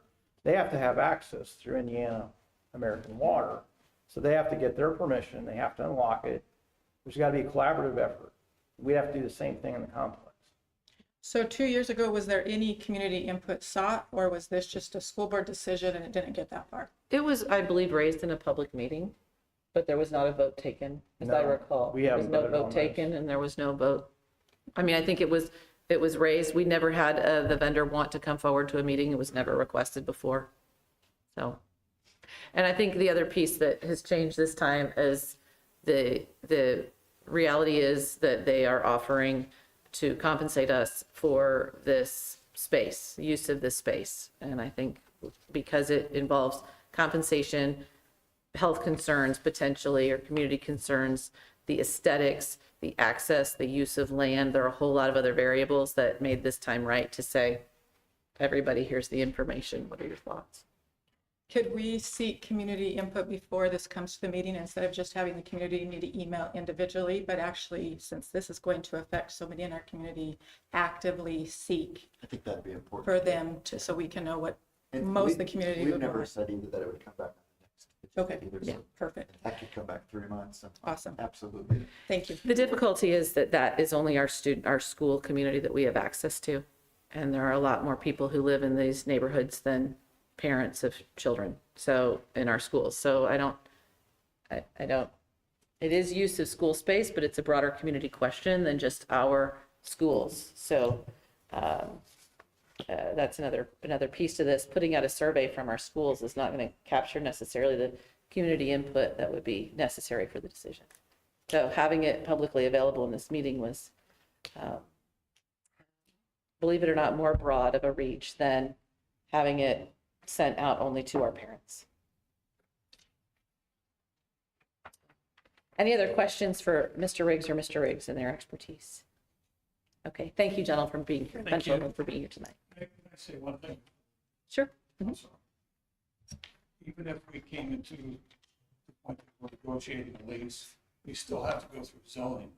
So make sure that you remember that it's not just, we're gonna lease and we're just gonna go build it. We have to go through the planning department and go through the zoning, and everybody will be notified about that, and they can give their input then too. So just wanted to throw that out. Thank you for that additional information. So we're going to move on to item 5, School Board Policy 2520 revision. This is the first reading of 2. Dr. Reiner, this is information only tonight. Dr. Reiner. Just wanted to state this policy is related to curriculum materials, library materials, and equipment. Mrs. Roth and I have worked with our librarians. All of them came together to address the policy, ensuring that we're compliant with Indiana code as it relates to obscene matter. We've also worked very closely with our corporation legal counsel alongside the librarians to address this procedure. Today, it is truly only on as information for a first reading. And we've included, as you know, information for items. I haven't heard any concerns yet, but I just did want to welcome, or questions, I did want to welcome Mrs. Roth, and I would be happy to discuss here this evening. So just to clarify for everyone, you should have in your, back up here. You should have here in your box files, and these were all the files that were included in the board packet that will be available to the community as well. But in your packet should be several versions of this policy. As you know, this is something that has been initiated by a change in state law. We do already have policy 2520 on the books, and it is related to library content materials, obscene materials. This is not a new policy, but it is a substantial revision. So as such, there are, and these are all connected to item 5, there is the current policy. There is a draft with all of the strike-throughs and additions. So if you open that one up, it is the draft policy, and you will notice that there are strike-through red and green. The green is the additional text. The red is the strike-through omitted text.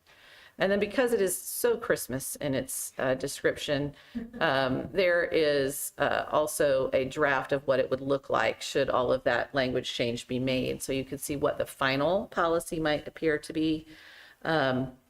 In addition, we had one question come up, and that was with regard to the cross policy. So you'll notice at the bottom that this one cross-references policy 9130. 9130. And I had a question about the change in language between this and 9130. And so this is, and Dr. Reiner went to receive legal counsel on that particular part of it. So this is truly a pooling together of all of the different bits of information related to this policy. In addition, Dr. Reiner, with the great support of the media center specialists, provided us with what the process would look like to a community member so that we could also have that view of it as well. So with all of that content in front of you, what questions do you have for Dr. Greiner or Mrs. Roth about this policy proposal? Anyone? Mrs. Mumford? Do we currently have a catalog of materials available on the website, or is that something that will be done? Like the first step says that each media center has them listed on the website. Is that something already done or something currently being worked on? We did check with the librarians and we do currently have So that. that one, we're all good. three schools is Yes, great we're on. good to go there.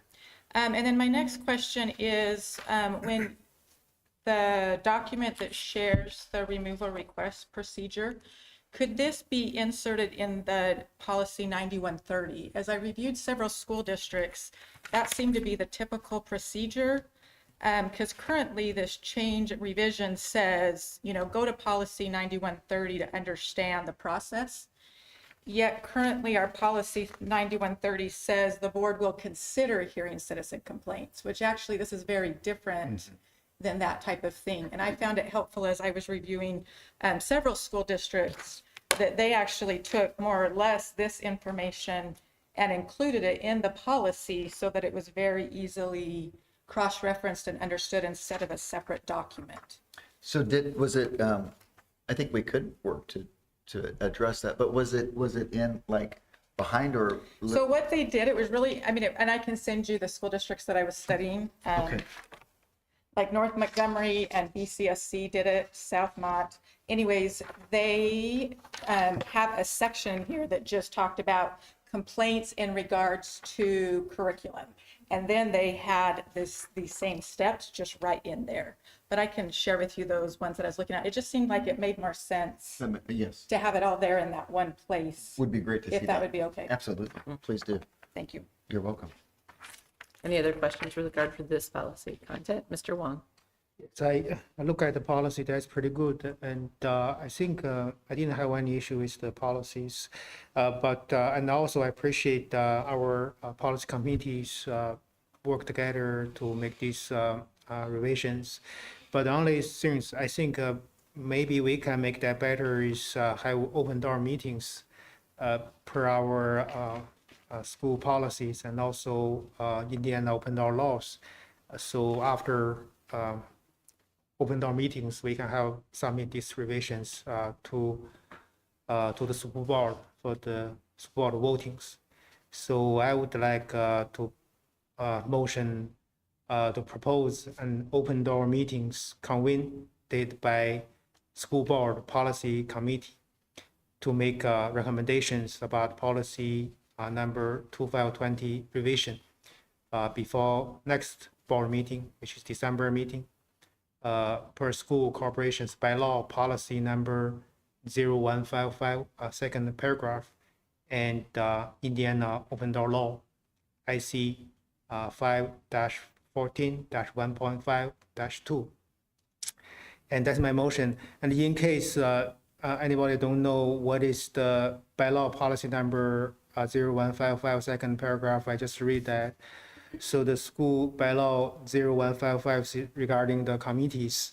So meeting of committees appointed directly by the school board or its president and giving authorities to take official actions upon public business subject to the open door law and should give notice of meeting and holding public meeting as required by that statute. Official actions includes receiving information, deliberating, and making recommendations. So a committee subject to the open door law shall keep minutes of its meeting. So I think our committee did their pretty good jobs. I appreciate that there's a lot of work need to be done for the policies, but I think we can make that better by have open door meetings before we submit any policy change revisions recommendation. So basically, I mean, the policy making is our school board's major business. We want to do everything under the sunshine, so everybody can know what we're doing. Thank you.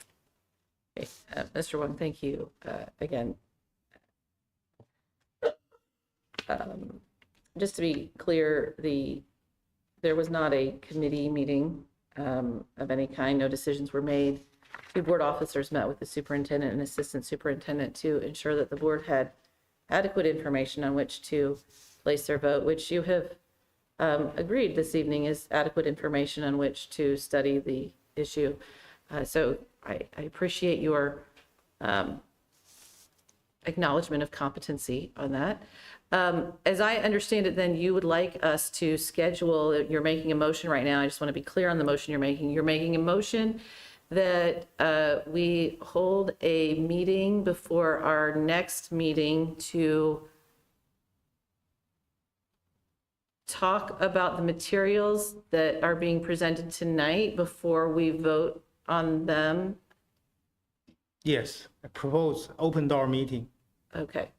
Open door meeting, yeah, and discuss those Okay, so relations. you understand that you would be asking us to hold a meeting prior to our next meeting of Mrs. Board Roth and Dr. Greiner and Mrs. Austin and myself, in which to reenact the conversation that we had about preparing materials. That is your request in this motion. No, I just propose open door meeting. Okay, but Then what? the meeting that you are asking was a meeting between Mrs. Roth, Dr. Greiner, Mrs. Austin, and myself, 2 board officers, and our leadership of our corporation, in which we prepared the materials that had presented to the board and to the public. So the only meeting that we would need to have as an open door meeting would be to reenact the meeting that we have already had. Is that what you would like us to do? Yes, I think we need to go through their procedures. Okay. So, Can I ask hold on. another thought then? Yeah. If you would decide, the board would decide to do that, would it be appropriate at that time then to go ahead and take the information that Mrs. Mumford would like for us to consider and maybe do some additional things? Because that way, we're not reenacting it, but we're adding to it, and we can keep the dialogue going. Yes, yeah, we could do that. The difficulty that we have is that this is our first reading night, and then what happens to us when we have our second reading in December, we have to put this particular policy updated in place prior to a date in January. Is that correct? It is before our January meeting? You would vote to approve it in the December meeting. Okay, so we would hold it, but, okay, I am going to, Mr. Wong has made a motion that we hold an open door meeting discussing the content that has been shared this evening before our next meeting. Is there a second for that motion? Second by Mrs. Mumford. All of those in favor, I'm sorry, go ahead, Mrs. Mumford, comments. I was surprised, so with Dr. Greiner and Ms. Witt, Mr. Wong and Dr. Yin, I attended the ISBA 2023 fall regional meetings, and in it, their legal counsel shared some public access counselor opinions, and they particularly talked about committees and said that most committees, even ones formed by the superintendent, and did not say it has to have a voting matter or anything, that when the governing bodies meet together to discuss things, that it has to follow open door law. Yet the very next day, the policy committee met and did not follow open door law. And in his ruling, he said, really the only groups that don't follow this are booster clubs, parent teacher groups, internal staff meetings, teacher union committees, and ad hoc gatherings. So like Mr. Wong, I am very confused how our policy committee continues to meet. And if you want to call it a meeting or a committee meeting, it doesn't matter. It's all members of the policy committee meeting to discuss policies. It is not following open door law, as the public access counselor shared in his review. Okay, Mrs. Mumford, I have one question for you, please. Yes. Have you met with Dr. Greiner? personally? Have you met with In my Dr. life, Greiner? yes. Yes. Did you give Dr. Greiner recommendations on what you thought needed to be done in our school corporation? So I'm sharing right now what the public access counselor said about. But I'm policy asking you a committees. question. When you met with Dr. Greiner, did you share with him your opinion about what was right for him to do as the leader of our school corporation? Yes. You did. Were there minutes kept of that meeting? And my understanding is the public access counselor has never said an individual school board meeting and a superintendent is considered. So your complaint is not that I met with Dr. Greiner to help prepare materials or that Mrs. Austin met with Dr. Greiner. Your complaint is that 2 officers instead of just 1 officer met with Dr. Greiner to discuss the The content. policy committee met together is what I'm sharing. Okay, so the holdup that we've had on this is that phrase policy committee. There is not a policy committee. There was a policy committee for a period of time when we were revising the policy. Since that time, we have definitely grown an understanding of the public access counselor's viewpoints. Mind you, those are not legally binding, but we do try and be observant of those things. And I think we all heard the same information, and everyone in the room kind of went, that's an interesting take on it, because that's not been the practice in school corporations in the state of Indiana. But it's truly appropriate. And I think, again, not having the context in which you spoke with the public access counselor, it's hard to say, but it is truly appropriate for the board chair and the board secretary to speak with the superintendent to help prepare materials for a meeting on a subject in which we know the board is interested. Now, we also talked with them about, I don't know, the holiday party, but that is not subject to public access law. Mrs. Austin, you had a comment on this as well, I believe. I think ad hoc is an interesting term because that means as necessary, when necessary or needed specifically. And it is necessary for the superintendent to hear the board officers, the 2 of us, and our recommendations for how the policy be shaped. In this particular instance, Mrs. Witt had several suggestions, one of which was to go back to the librarians and make sure that the information that was required was available online, which that happened. And it was, let's put a couple of pairs of eyes on this and have a rough draft so that we have a place to start. Because if we come in here and we say, the state legislature has said we have to have this policy, and we start from a blank sheet of paper, we will be here all night. We can barely have an agenda without being here all night. And so we got together and we said, let's start here. Here's the additional information we need to make a good decision. Please ask this, please do that. And I think we met for maybe half an hour. We read it together. We made sure that it said they instead of he and she and so on. It's not as though we are crafting policy changes during that meeting. It is a necessary meeting because somebody has to sit down and give us a place to start so that we can have a first reading, make whatever changes are necessary by motion and vote, and then come back and have a second reading where we actually get something done. That's it. That's all we did. So we are currently dealing with Mr. Wong's motion. Did we vote on Mr. Wong? Okay. Okay. No, we do. I'm sorry. There is a second on Mr. Wong's motion. Mrs. Mumford gave comment. Does anybody else want to give comment on this before we vote on Mr. Wong's motion? Okay, Can I make a comment? please do. I would recommend that if the board chooses to vote on this, I would recommend the board consider, in the spirit of transparency, us coming together and having that meeting. Okay, yep. Okay, all those in favor of scheduling One more question. If you, we need to just, we just need to vote on this, Okay, Mr. that's Wong, fine, okay? that's fine, Because that's we're already 2 hours into a meeting and not Okay, even halfway through that's our fine, agenda. that's fine. Okay, so we are right now voting on if we are going to hold I don't even know what to call it, a reenactment of our open door, of our conversation about development of the materials for this policy 2520. All of those in favor of holding that meeting prior to our next meeting, please indicate with a show of hands. Okay. Please note that Dr. Yin, Mr. Wong, and Mrs. Mumford voted in the affirmative. I actually am also going to vote in the affirmative at the recommendation of our superintendent.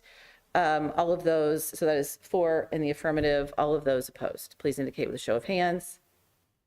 Mr. Marley, Mrs. Austin, I'm abstaining once again, just utter confusion and silliness. I'm sorry, I can't run this more smoothly. I'm struggling with lesson here. Please note that Mrs. Austin and Mr. Marley voted in the negative and Mr. Schott abstains. We will schedule a reenactment of the policy meeting or policy discussion that we held among the board officers and Dr. Greiner prior to our next meeting and our second vote on this. Any other questions related to this policy? The content of the policy right now is what we're talking about. Public notice, give the public sufficient time to respond. Yes, Probably have it live stream. yes. Okay. My thought is we will do it immediately prior to our regular meeting. So there's a lot of collaboration that's going to have to occur. Probably some expense, no doubt. Yes. Okay. I would agree. Okay. It's not efficient. Okay, we are going to move on to item 6, the 2024-25 school calendar. Dr. Greiner. This is an amendment. Thank you, Mrs. Witt. Yes, we have an amendment, but I do want to just go ahead and talk about the item with the amendment and then the item with the new calendar because they kind of go hand in hand. So Mrs. Roth and I met with members of the WLEA to discuss the calendar. I would say that there are no major changes. However, we are looking at early release on PSAT day for 24-25 and 25-26. So based on the discussion of the 25-26 calendar to put a early release day on PSAT day so that parent-teacher conferences can occur. There's never been time in our schools for parent-teacher conferences. Teachers have always done those on their own. So we've heard for some time now through the discussion process that that would be really beneficial and appreciative because teachers are doing that on their own time. So we would like to propose an early, and this is the only major change to the calendar, propose an early release day on that PSAT day and 2025-26 calendar, which is in October. And therefore, we would like for the board to consider amending the 24-25 calendar so that we can include that in that current calendar. That would be the only change there. And then the calendar pretty much mirrors the 24-25 calendar for 25-26. So if after the board, it's my recommendation the board vote to accept that amendment, and then I'll make a recommendation for the second calendar. Moved by Mrs. Austin, second by Mr. Schott. Any questions about this proposed amendment to the 24-25 calendar? Mr. Wong. I think calendar is okay. I just wondering, my understanding there were committees to go through the calendars, make the calendar. Is that right? We actually, if you want to call it. It's called a team, kind of Members team. of members of the Teachers Association met with Okay. Mrs. Roth and me. And then I had Mrs. Julian there to Okay, take sure. notes for us. So basically, this group people make decisions. And I wonder, do we have a parents in that meeting? There were no parents in that meeting. Okay. Yeah, that's my question. If we, because I mean, say for example, the spring break, fall break, basically the kids go back home, the parents have to take care. That especially for the single parents or maybe double career parents, they need to make arrangement. So I think I saw there's, for example, 2024 October break. No, fall break. Our fall break is October 10th to 15th, right? And that right? Yeah. And the Purdue's October break is 10, 7, 8. So there's just a little bit dates difference. We cannot make them overlapping, so we can make that easy. My understanding. Okay. The reason that our fall break was extended was actually great wisdom by our calendar committee and our school leadership and Okay. teachers. Post-COVID, we understood that our students needed an increased break in there for mental health purposes. Okay. And so to keep the semesters balanced, that was the reason that break was extended initially. Okay. And why it has continued to be extended. So the hope would be that students would be able to end the grading period take a break, reset, and come back for a new one. I don't want to put words in the mouths of our representatives, but it was a response to a critical need. So that's the history on that. Of course, you can discuss a different viewpoint on it, but that was the history I thought you Okay. might enjoy. Yeah, thank you for your information. So I just wondering, there's just a little bit several days difference, and we cannot make them alliance together because we want to finish this 9 weeks period. Purdue would not. Is that the reason? Yes, and Purdue would not match ours for the purposes of where our 9 weeks and so forth occur. Now, I would be happy to, because they work hard with teachers too, if the board would like. Becky, Mrs. Creech is here and would be happy to come up and speak about it too and talk since she met with us. I'm just inviting that if the board would like to engage in dialogue with all of us. She had said, I'm coming because I'd like to speak if the board would like for me to. So if you would like to engage with Mrs. Roth, me and Mrs. Creech, she'd be happy to come up, but it's not necessary if you don't find that to be necessary. Yeah, I don't think that, I just want the explanations. Sure. Why, I mean, I want to make sure when we make decisions, all stakeholders get involved. Say, for example, I want the parents join there and maybe they can voice out. Say, a parents work in Purdue and, hey, I prefer to have some overlapping so I can make a better arrangement to have more family time together. But if you guys already make that's fine. I just want later maybe we can make that better with more stakeholders involved for this calendar decision-making process. That's all. So Purdue University is not a requirement to 180 days, so it will never Yeah, line up. I know, but I but also want to clear that I mean, we I absolutely- noticed, yeah. I noticed the spring break is overlapping. That's very nice. And personally, I mean, that's you guys' decision. I'm okay. But just some other people maybe have, say, especially single parents. If you're okay, let's vote. Okay. We're not done with questions. Okay. Anybody else, any questions? Mrs. Mumford? I do have some general questions on the calendar. So why have we decided to only have 2 professional development days and 178 student days instead of like 4 professional development days? I was a school district, Bartholomew Consolidated.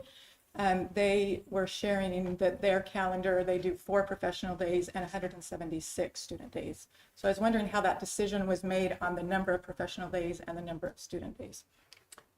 So the 178 days, that waiver was requested, I don't know when, but it was in place when I got here. Dr. Killian Yeah, and requested it. it's seems to have worked, and so we've not proposed to make a change there. I don't exactly know, to answer your question, I don't exactly know Okay. how that originated. It hasn't been discussed to possibly get 4 to expand it or change the number at all. It has not been discussed to date. The history on that one is that Dr. Reiner, or Dr. Killian, when it became an option through the state to be classified as a high-performing school district and allow us to modify our schedule with 178 in person and 2 not in person, that change was made immediately. I don't remember what year it happened, but that was based on that change in classification. And that has been the process since that time. Another question is why do we have snow makeup days instead of e-learning days? Why was that decided? The history of our district is that in-person is very, very valuable. And so the preference would be to have our students in school. The e-learning could be discussed. It would take professional development. Our teachers, and if we had multiple, we might discuss even in mid-year if future ones come up. We've talked about that. We might discuss at the discussion table doing that, and then talking about what additional training would be necessary. But to date, the preference is getting our students to school for in-person instruction. Mrs. Austin?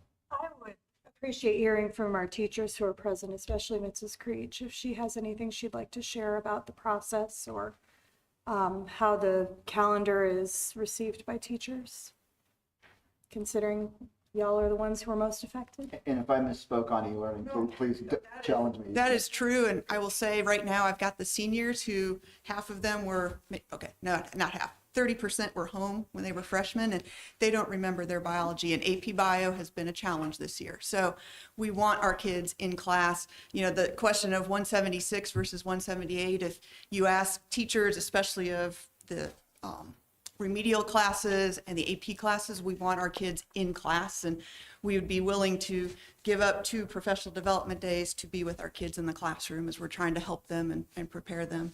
I would say, like everything else in this corporation, the positive collaboration between the teachers and the administrators to make a calendar that really is best for the students and the staff is wonderful. You want to add in the parents. A lot of the teachers are parents, and we understand that when students are home, the parents have to feed them and have some place for them to go. But we also know that extra fall break that we had, there were seniors who were working on their college applications. There were kids who had been stressed to end their 9 weeks, and it was needed. And the teachers needed the break to be able to finish their grades for the first 9 weeks, prepare lessons for the second 9 weeks, and maybe have a day or two to be on their own or to be with their family. That was something for the mental health of everybody that was greatly, greatly appreciated. We kept the same plan that was approved for this year and was approved for next year. All we did was tweak the days based on how the calendar shifted. And, the way the calendar shifts now in 25, 26, we're going to start, I think, August 5th. And, oh my gosh, that's so early. You still get 10 weeks of summer. It's just that Memorial Day is early and graduation is early in 25. And so we get a week of summer that happens in May. And so it looks bad, but it's still the same number of days. Thank you for that, Mrs. Does that Reed. help you, Mrs. Austin? Very much, thank you. And then I had an additional question. In 2020, WL Care, so Dr. Greiner, this is pre you, but Mrs. Creech would have been involved and a lot of the school board members. WL Care proposed an inclusive calendar to look at holidays that was more inclusive to other groups. So I was wondering if that has been considered yet, because I haven't seen anything done on calendars to address that. So it was discussed in several public meetings, and the accommodation that was made is the clarification of families having access to, I believe, 7 days per semester, 9 days per semester, in which they can ask for their child to be excused with no explanation. And so we found, and that was listed on the calendar and was made available to families. So if they had a need or desire to have their child out for celebration of any personal or religious observance, that they had the ability to do that. So, and we tracked that for a few years to see if parents were using it for those things. And indeed they seem to be, though I don't have any hard data on that. So that was the accommodation. Certainly any parent who'd like to call their child out for school is able to do that for religious observance. We are finding that the number of days per semester is conflicting with the new reporting for attendance. And it actually sets schools up to accept failure based on how they're measured. So while we want to continue to understand that there may be days that one group may celebrate as opposed to another group, and to be understanding of that. Legislation requires that, one, but two, we may be looking at the number of days, and we may be bringing that to the board in handbooks, where our days look a little different with regard to the number of days that would be considered excused or acceptable, just because of the new requirements. metrics, which you're going to Yes. cover later in this meeting. Yes. Yeah. Gotcha. Dr. Yin. Regarding the same issue, I understand that it might be difficult for school to have, many holiday breaks. But I also appreciate that. I remember last year when we talked about the calendar, and Dr. Greiner agreed to put the line regarding, if people want to celebrate a religious holiday, and there's a way to do it, and basically in the bylaw. And my suggestion is maybe we can make it more user friendly, and because for us who are familiar with this bylaw where it is, and it's easy for us to find it, but for those who are not necessarily familiar with it, it's not that easy. And when I read the bylaw, basically it says the parents need to write to the principal and to request the absence for the holiday. So probably we can make that explicit and also provide the link to that bylaw to make it a little bit easier. Otherwise, people when they read policy 52,000 and 5223, it can be confusing. Just a little suggestion to make that it's easier for those who need it to know how to deal with it, how to ask for the absence. And also, I think religious instruction and / holiday may not be enough. I mean, sometimes some of the holidays, it's not necessarily religious, it's just a culture. So I just want to make sure that I'm understanding you, Dr. Yin. At the bottom of the school calendar, printed in bold, it says asterisk absences for religious instruction / holidays. Please see WCLC policies 5200G and 5223 and asterisks. You are wanting additional information at the bottom of the calendar? I just propose to make it a little bit more reader friendly, because for those who are not familiar with this policy, they don't even know where to look for them, and they have to dig from the website, and And you had mentioned link, so like making it a link. So, right, provide a link, or maybe because basically the policy says that parents or guardians needed to contact the building, the principal. That's what it basically says, and so we can see that or provide a link to that policy, so people can just go and see. Okay, if I want to ask for this absence, and what should I do? Okay, so you're saying when parents go get the calendar off of the website, they would look at it and those policies would be live and would link to the policy. Yes. When they use it off the website. Okay. We'll explore that. Yeah, make it easier for them. All right, any other questions? We're just talking about item number 6 now. The school calendar, just the amendments to the calendar for 24-25. Okay, can we take a vote on that one, please? All those in favor of approving the amendments to the 24-25 school calendar, please indicate with a show of hands. That motion carries 7-0. Mrs. Julian, let's move on to item 7, 25-26 school calendar. Dr. Greiner.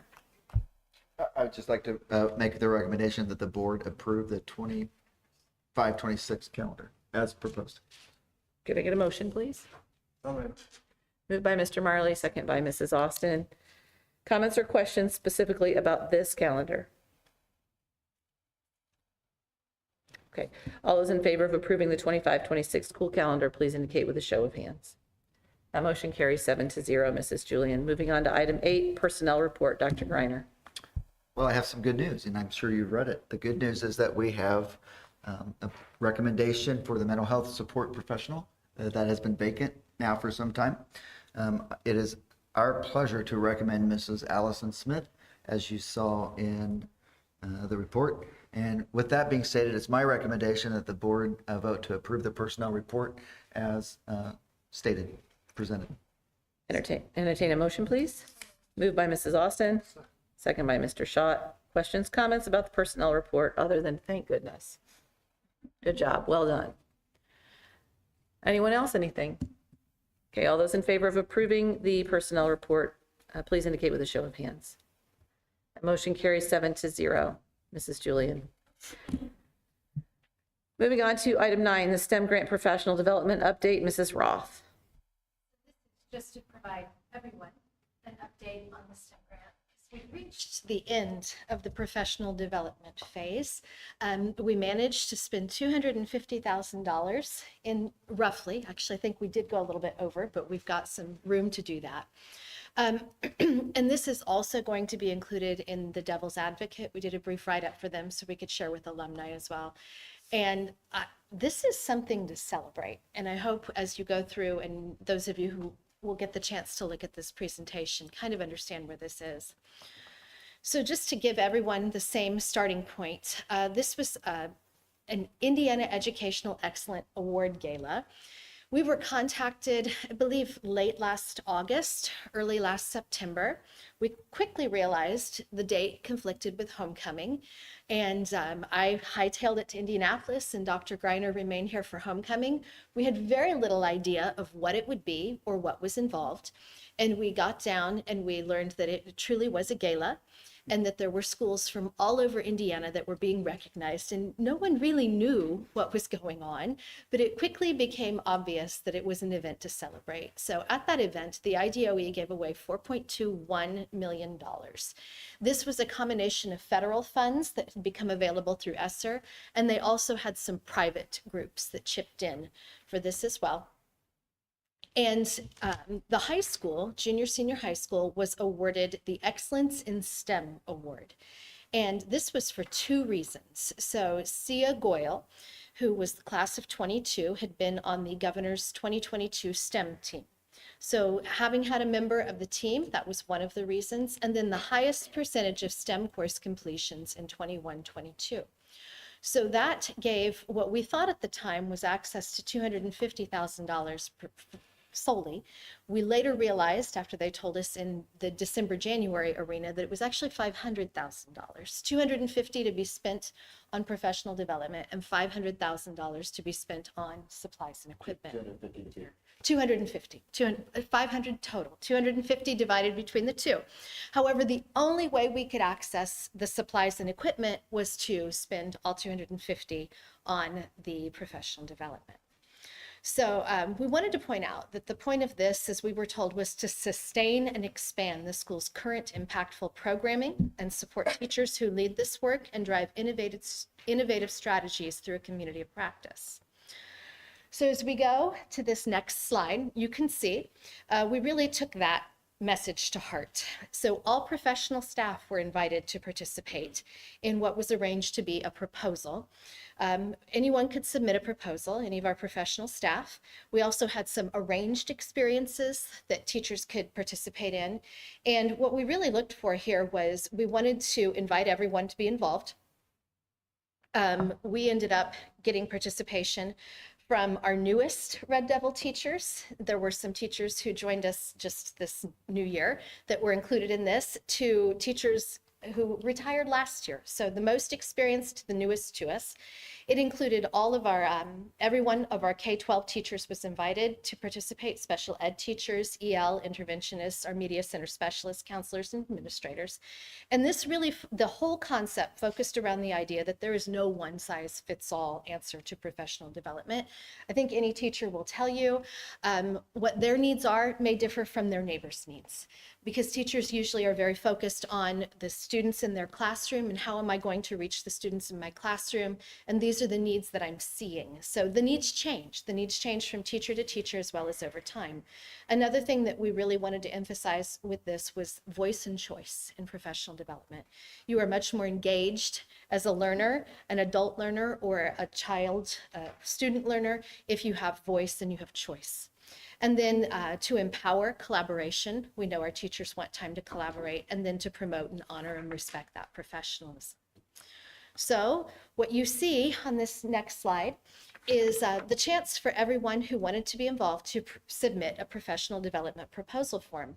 There were multiple items that you could choose from, or you could put together your own proposal, working with multiple teachers if you wanted to. Our first proposal was received on February 10th. And our most recent and final proposal was received on August 18th. The first PD from this grant was the Purdue annual STEM conference, and that was January 10th. And then we have some things that are ongoing still. So we'll go to the next portion.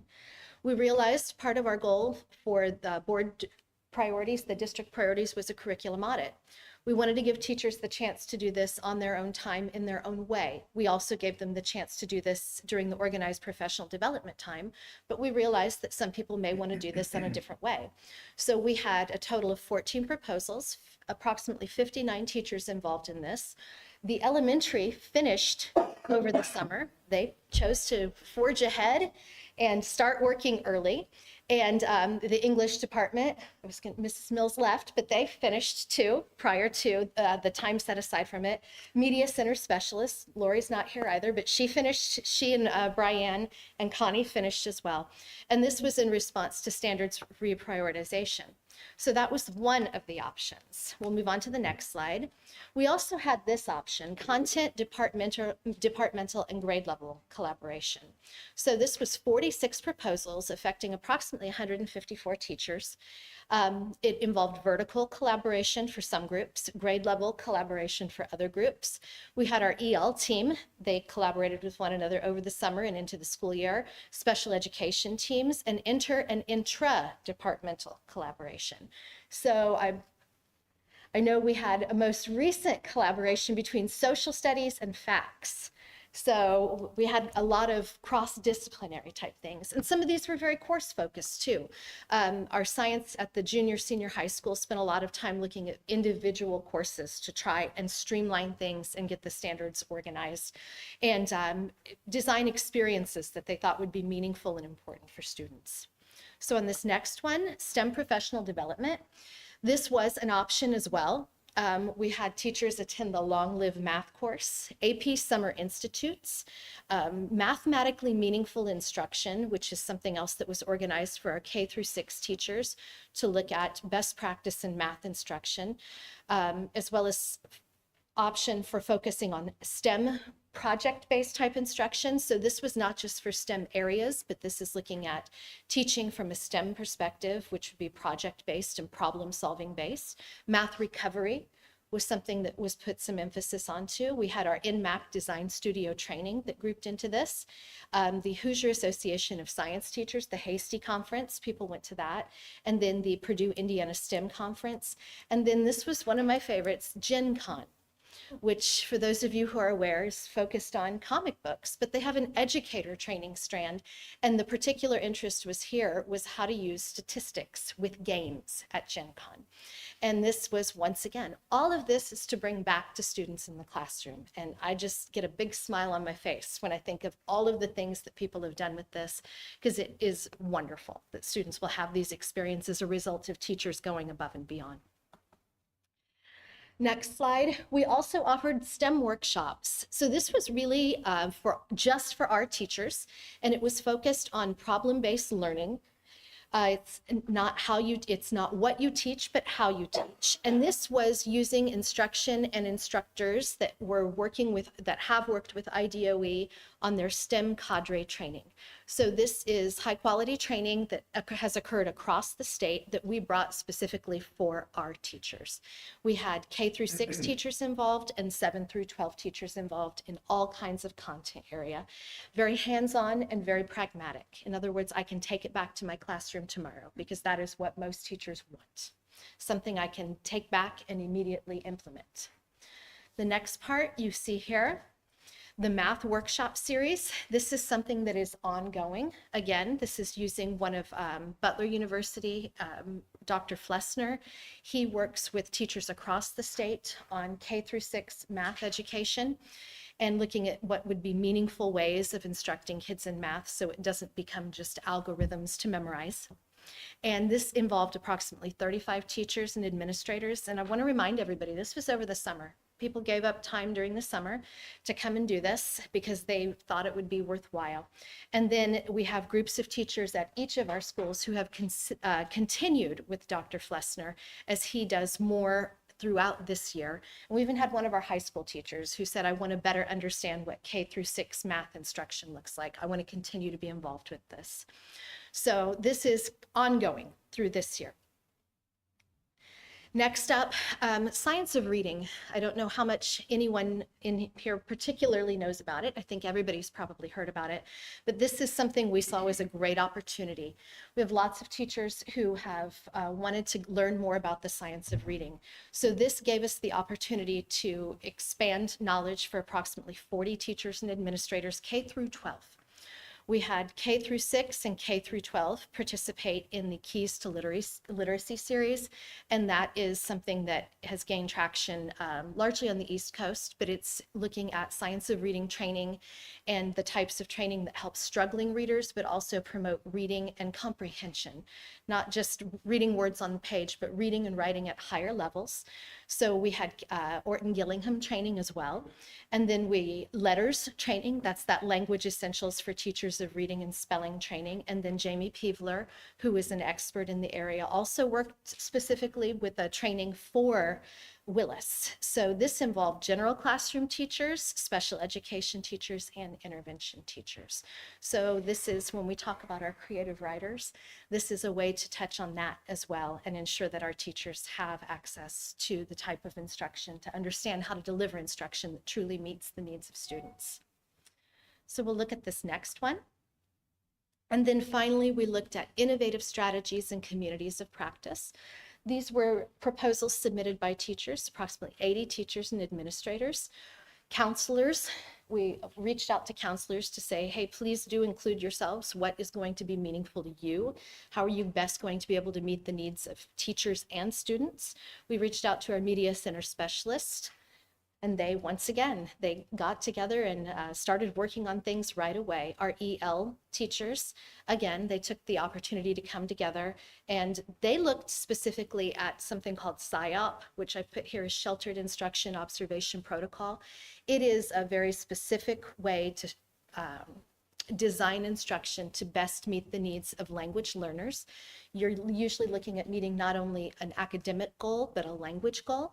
And SIOP is something that has been found to work even in a general population because of the way it includes building background knowledge, linguistic and cultural background knowledge as well. Our administrators, they were participating in things, Leadership Academy and high performing school trainings.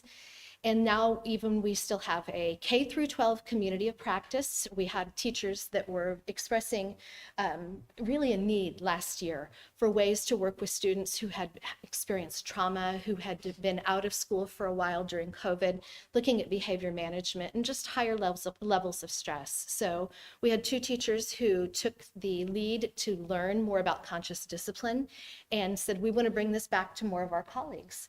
And so I said, would you like to create a community of practice? And they said, yes, we would. And so we have created that possibility through their leadership, and they've carrying that out right now. We have school teams that attended Innovative Schools Conference, focusing on building better culture, climate, discipline, and trauma-informed instruction. And then also we have ongoing professional learning communities and ongoing training on professional learning communities. So that is a little over a year's worth of investment in our teachers and a little over $250,000 worth of investment in our teachers. And I just wanted to give some fast facts as well. That last slide, we had 175 requests. We have approximately 160 teachers. Involvement in professional development ranged from teachers in all content areas, all schools, and all grade levels, K through 12. Over 70 of the requests were for professional development outside of the regular school day. Teachers do not like to miss. It's hard to miss. You just don't want to do it.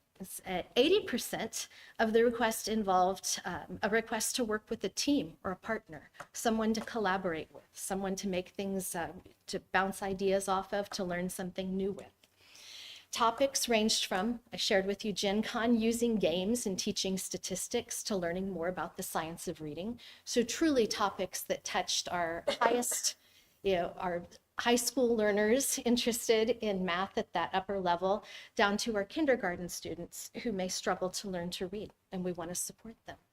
And then to kind of wrap this up a little bit, during that September PD Day, each principal set aside time for teachers to share with one another what they had learned and what they had done. That way they could further learn and learn with each other. And then, as I said before, we have 2 opportunities that are ongoing this year. We have the community of practice with conscious discipline, and then we also have the K through 6 math series, focus on best practice in math. And so next up, we are looking, and we started this in the spring of this past school year, looking at that equipment, the supplies, and the resources. So we are slowly but surely getting there. And I just really cannot express enough gratitude for the teachers that we have who said, I want to work with so-and-so, we want to work on this. I won't say any names, but we got several requests over the summer to say, hey, we initially requested 5 days. Could we have 3 more? We initially requested 3 days. Could we have 2 more? Because they truly valued the time to work with one another. And the grant funds were largely used to pay stipends.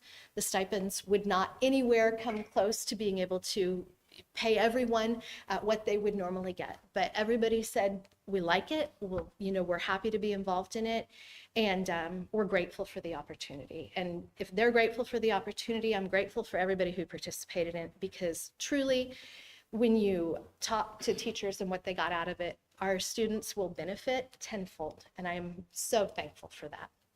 So kudos to all of our teachers, and that is probably the most low-key way I can say it. I think we're here. Kudos to those who remain. You are right. That is a tremendous amount of great news. And It is. I know I've heard from teachers as I've just interacted in the community, and a lot of positive feedback. This has not been a small wagon to pull, so thank you very much for your work on it, Mrs. Roth. Any other questions or comments about this presentation tonight? Mr. Wong? Yeah, just a short question. It's really great news that our teacher gets so many professional development things with this such fund. I'm just wondering, so pretty much all the proposals have been accepted, or there's some? There were a few that we couldn't because they were with federal grant funds. There were some things that they just won't, like when we look Okay. at the rules, I think maybe we turned down 5. Oh, okay. So 5 to 7, I think. Okay, that's great. Yeah. Thank you, appreciate it. But if we did turn them down, we tried to offer something that we could do. We can't do this, but we could do this. If you're interested, you don't have to. We have some procedures, right? Yeah. Okay, Oh, that's great, that's great. Yeah. Thank you, We've appreciate it. got tons of documentation because it's a federal grant. Okay. Yes. Great, great. Thank you, appreciate Yeah. it. Anyone else? Any questions? Lots of stipend forms. I bet. Yeah. Mrs. Cron's got new wallpaper in her office, don't you? Yeah. Yeah. All right, we're going to move on to the next item, performance reports. Mrs. Roth, it's up This- again. Do you need to take a break? It's or you- okay. Okay. This is actually more mundane and much less inspirational, but it is important nonetheless. So Indiana, in the past, has required report cards. There have been different iterations of report cards, and this is to help the community kind of maintain an apples-to-apples understanding of how schools are doing. During the time of COVID, it became very difficult to issue those report cards. So essentially, they said, we're not going to do that. They suspended those, and those have been effectively suspended since 2018. That is still on the books that we are supposed to issue grades. So in the last legislative session, we had some legislation that came through that said, hey, we know we're not doing report cards, but instead we're going to issue performance reports. And to give the short course on this, the performance reports look different than the report cards. It's not an A through F grade, but it is highlighting some metrics that the state is currently focused on. I know Dr. Greiner said that there's a focus on attendance. That is very much an issue. Attendance for schools has dropped substantially since COVID for a variety of reasons.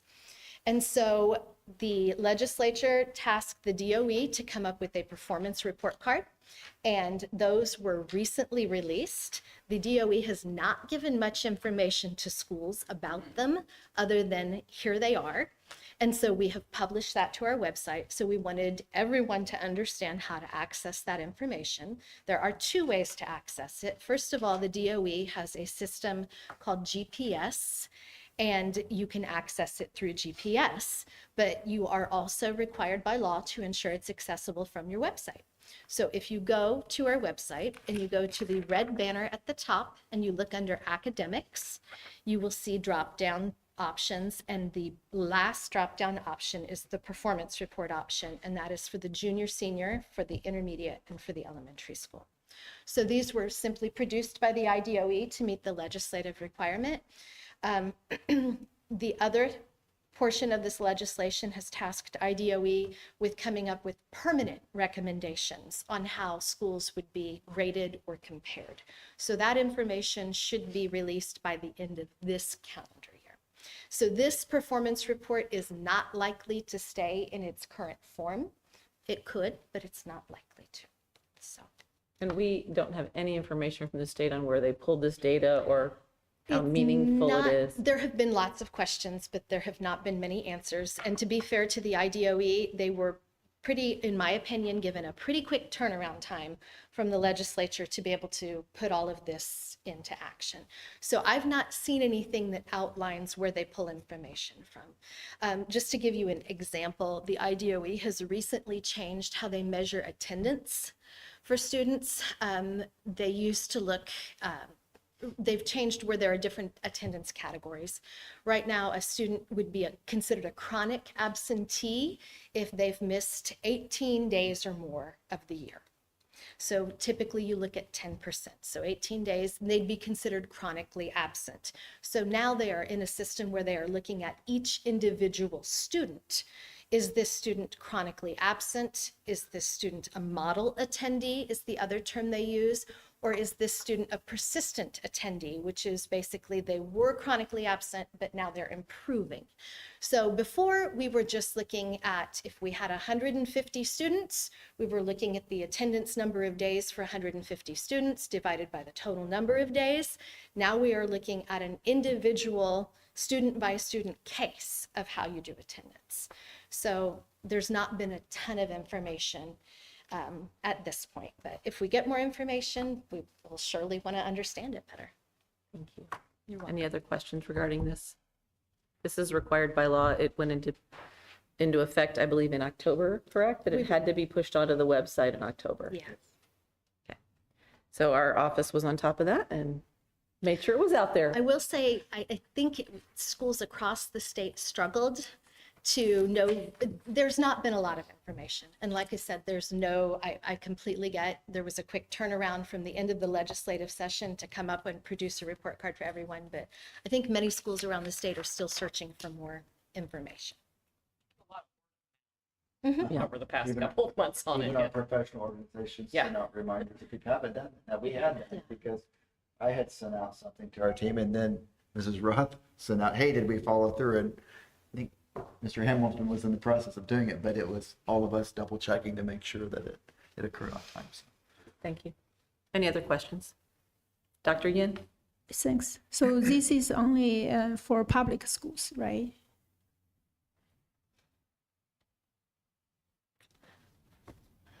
It would be for any school that would report data. Yeah, because they provided the percentile information. I wonder whether the reference group is like all the schools in I'd have to look. Indiana or... That's a good question. Not all schools report their data. If you're not accredited, you don't have to report your data. Okay. And not all schools, private schools don't have to report all of the same data that public schools have to report. Okay. Yeah, for example, the private schools don't have to take the iLearn math. If they're accredited, they would. Oh, But if they weren't accredited, they wouldn't have to. thank you. But that's a good question. Anyone else? Mr. Wong? These kind of new reportings, in terms of our workload, is there any burdens for us to make these things happen? Part of the last legislative session did involve, and I think the one before asked once again to look at the reporting requirements and to reduce them where possible. It is more reporting. So And basically, the administrative reporting requirements have only increased in the time I have been in education. Okay. I have not seen them decrease. We have seen a decrease in the training requirements for teachers, but we do report data, and I think we report similar data points in multiple reports to multiple departments. And there's no cross-checking or cross-referencing there anywhere. It's very frustrating. okay. Yeah, thank you. I Anyone think else? There's a lot of, yeah. I also checked the junior, senior high school report. I like that report, and especially the SAT, we get 99 percentile. I mean, that's Yeah. quite impressive. It's an impressive, I mean, when you look at it, the average is 1,000. And Yeah, our that's- average exceeds that. Yeah, there's another question. My question here is the college and career coursework, 83 percentile. And I think we have pretty good college AP things, right? It says no data. No, yeah, check the junior. And also another thing is the graduation rate, excluding waivers, we have 62 percentile. There must be some counting things, right? Their system, how to count the. I think we have pretty good graduation. It was, I might be wrong, I don't want to speak out of turn, but in the past 2 years, they've changed the requirement for waivers. Okay. And they continue to change the requirement for what, and once again, our community is particularly affected by it, because if you have a student who's coming from a different country, who sometimes they wouldn't have necessarily all of the courses and all of the credits. And so we are challenged to work with students in a very particular manner. And Mr. Schreiner, am I speaking out of turn on this? I'd have to get some more Okay. information. I can't do it. Okay, but we're always wanting to get kids that diploma. And so we end up with kids who come from different states, from different countries, and Okay, gotcha. create Yeah, The way different, waiver yeah. is reported. I think they changed the waiver definitions there are some limits. That's my understanding. And it will show that it's gone down, but it's not comparing apples to apples. And this is Yeah. the case in most districts. And indeed, it hasn't gone down. It's gone down in the way that waivers are reported. So that'll be important. Yeah. Yeah, thank you. I'm just curious. Chandler, I know you have a lot of things. You don't need, I just curious, you don't need to spend a lot of time to troubleshooting these things. I just curious. I know we have pretty good education, graduation results, just maybe there's some reporting change. So don't worry about that. Thank you. Okay, anybody else? Thank you, Mrs. Roth, for that presentation. Mrs. Cronk, it is your turn up. Okay. Let's move on to item 10, the door mechanical upgrade, please. I'd just like to preface that, remember, I am a morning person, so I am going downhill pretty quickly, okay? So very sorry. We're grateful for you being here. Yeah. Thank you. All right. So in order to enhance safety and efficiency, Mr. Daly is recommending the exterior doors of the junior senior high school be upgraded, including the mechanicals and weather stripping. 3 quotes were obtained from local vendors, including Mulhops, Haley's Lock and Key, and CIH. The lowest quote was provided by Mulhops at the cost of $68,131. Work will be funded using remaining high school construction funds or the operations fund. Please approve the quote as submitted so that we can move forward with scheduling that work, please. Okay, can I get a motion, please? Moved by Mr. Wong, second by Mrs. Austin. Questions for Mrs. Cronk? Mr. Wong, go ahead. A quick question. From the document, you say this $68,000 will come out either from the construction fund or maybe operation fund. So we are not decided yet. Do what? We are not decided which fund we were. It depends on how much I have left in that construction fund after some bills go through. So, Okay. yeah. So there's somebody follow some procedure to make decision. Yeah. Okay. Okay. Thank you. That's all. Thank you.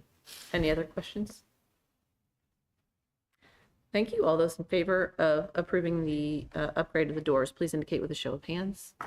That motion carries 7-0. Mrs. Julian, moving on to item 11, the employee classified and administrative wage increase, Mrs. Cronk. Okay. Similar to the timeline of last year, now that teacher bargaining is complete and the contract has been ratified, it's now time to address classified and administrative raises. We recommend approving a 2-year increase similar to the 2 years that were bargained for teachers. For 23-24, we'd like to recommend a 5% increase for classified staff that will go into effect beginning with days worked on the January 19th, 2024 pay, and a 3.5% contract increase for administrative staff. Total cost in 23-24 will be approximately $300,000 across all funds. Please remember that this is in addition to the classified wage reset that occurred in July that cost approximately $121,000. For 24-25, we would like to recommend a 3% increase for classified staff that will go into effect beginning with days worked on January 20th, 2020. See, I told you, not a night person. 2025 pay, and a 3% contract increase for administrative staff. The approximate cost of the second year raises would be $200,000 across all funds. In order to be eligible for the raises, administrative and classified staff must have worked at least 120 days in the school year prior and have received an evaluation rating of effective or highly effective, similar to the teacher evaluation process. Please approve the pay increases so that my office can begin working on those calculations and finalizing those for everybody. Okay, can I get a motion, please? Moved by Mr. Wong, second by Mr. Marley. Questions for Mrs. Cronk? Dr. Yin.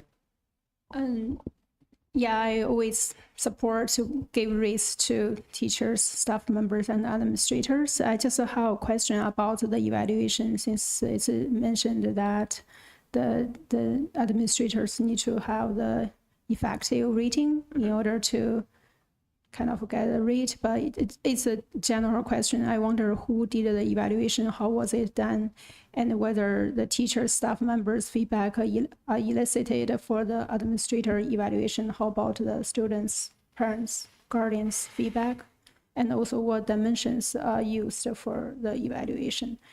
The question doesn't need to be answered right now, but I think I raised this question before. I like to raise it again because I have been wondering about it, and I don't think I have an answer yet.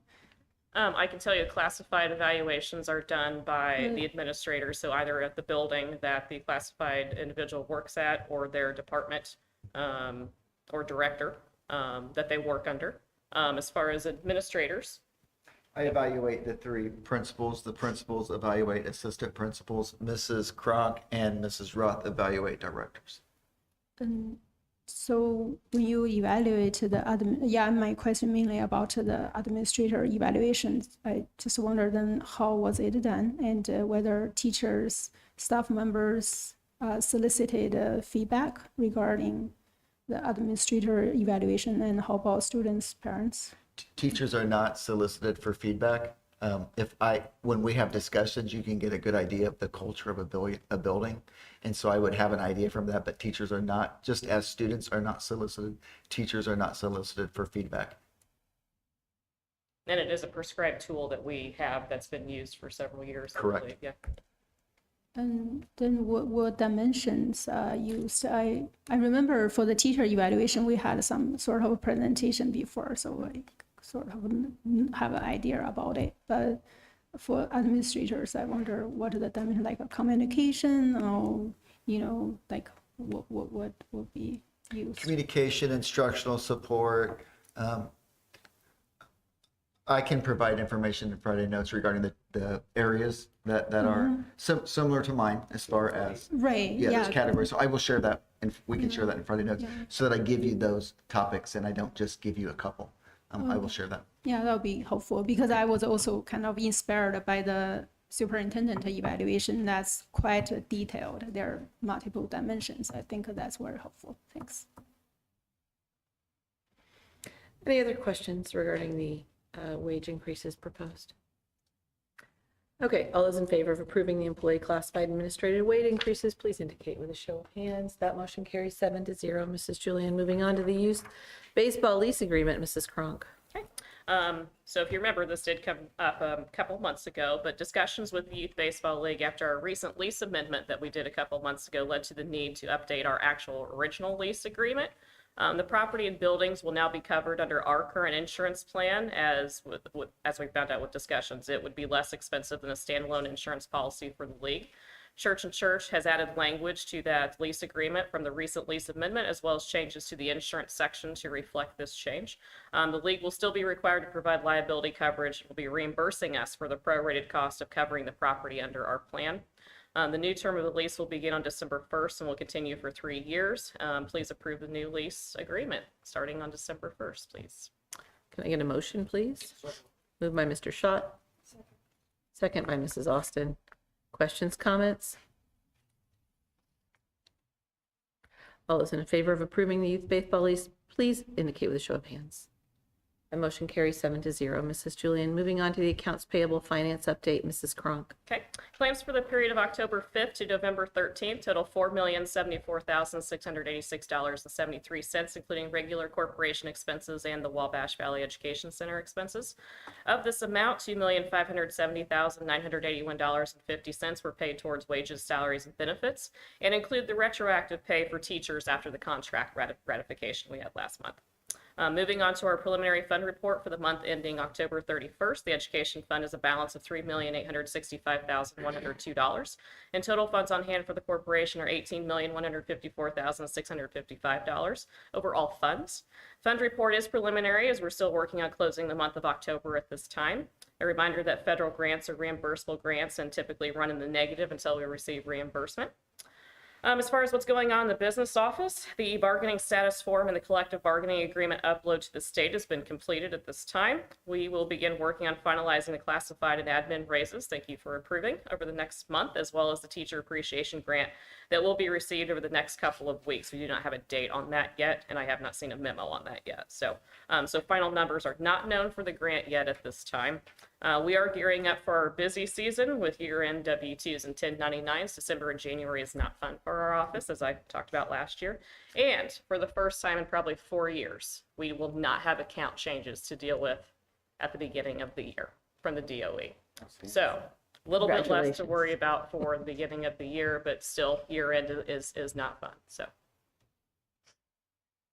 Thank you. Can I get a motion, please, regarding the accounts payables? Moved by Mr. Wong, second by Mrs. Austin. Questions or comments from Mrs. Kronk? Hearing none, all those in favor of approving the accounts payable finance update, please indicate with a show of hand. That motion carries 7-0. thank you. Thank you, Mrs. Kronk. Great report tonight. Moving on to item 14, the legal services review. We obviously touched on this at the beginning of the meeting with regard to the agenda for tonight. This is a motion item. We are looking at the potential for changing our current provider from Neola to our proposed provider of Church Hill and Antrim, which is also our legal counsel. And that content has been in our packet and is available in the board packet. Let's start with a motion, please, and then I'm sure we'll have discussion. Is there a motion to accept the change of our legal services for policy? Moved by Mrs. Austin. Second by Mr. Schott. Questions, comments? We're going to take one round on this. We've already had a work session and a lengthy discussion at the beginning of the meeting, so one round of all members, if they'd like to comment on it, please. How this actually came up. We've been using Neola as long as I can remember. I think I've been on the board for 15 years. Neola tends to be boilerplate in terms of its overall approach. It lacks flexibility and accommodation to a unique corporation. I realize that 207 school corporations in the state of Indiana use them, but if we continue with Neola, any change that we want to make, we will need the opinion of council to look at. So in essence, we're going to end up paying for additional consultation. Whereas if we make the investment now and we move to our law firm, our trusted law firm that we chose as a committee, as a school board, we're not going to have a duplication of effort. And we'll be able to craft a policy that is unique and well matched to our school corporation at ultimately what will become a lower cost. And one could say, well, they only have 17 school corporations that have switched over. But I would suggest that a couple of them have some similarities to us, most notably Westfield, Washington. Westfield School Corporation is not unlike our own. Neither is Noblesville. They're considerably larger, but they have chosen to go through Church and Hiddle, as has Noblesville, another similar district, albeit larger. My suggestion is that we go with this. The expertise, the hands-on, the flexibility, the economics make sense. And I have found them to be extremely responsive when we have questions. And if we invited them to our school board meetings, they'd be here. But we haven't needed them as much. So one of the things that I can add anecdotally with Neola, the prior council that we had was consulted near constantly with any change that we made on Neola. So again, I think we'll come up with a policy that's much more user-friendly, much easier for us to navigate as a group. Because I see some consternation whenever we look at Neola and we say, well, how does this apply to us? What does this mean? I mean, I can give you one example right off the top of my head. It says the secretary of the board will take the minutes.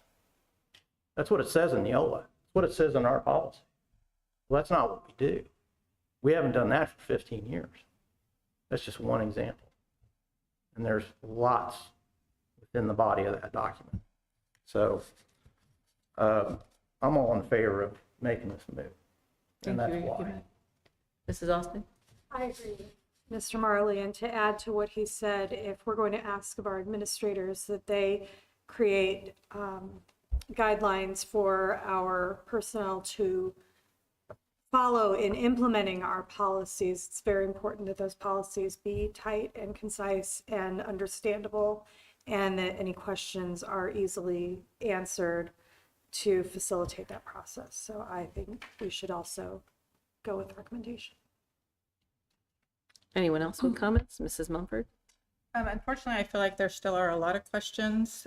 For example, Neola, we share that it costs $10,000 for the administrative guidelines, yet nothing has been shared or discussed about those guidelines in regards to Church, Hiddle, and Antrim, or what costs will be anywhere else.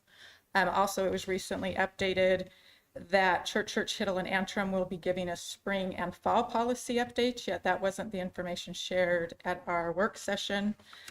So to me, it's disappointing that we still have a lot of unanswered questions, but to share information, as Neola has shared recommendations, we have control at any point to have made decisions. For the example that Mr. Marley shared about the secretaries, at any point, the policy committee could have chosen to not include that. That's the same with legal counsel. It's the board's decision. And so if the board decides to approve it, that's their decision.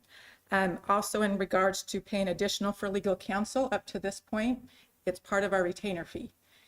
Legal counsel will charge us if we ask a large percentage, but using that as another reason of needing to change is inaccurate. So my view is policy cleanup. We've been talking about several different issues. First is policy updates. That can come from a variety of places. I don't feel strongly on that. Yet scrapping the policies and cleaning them up should be community-led.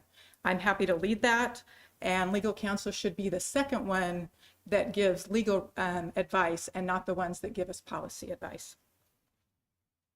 Thank you. Anybody else with comments this evening? Dr. Yin? I wonder those who supported have willed all the school districts that use the church and the church. We got that information only on Friday afternoon. And so far, I sampled some. By the way, I wish they could have sent us the link instead of the school name only, because for every district, I spend a lot of time figuring out where their link is. So after I did, and I found for all those I sampled, it's not user-friendly. It's not easy to navigate. There are links. Every time when I click link, there's a PDF file jumped out. And it's quite consistent across those school districts. I wonder whether you have studied them.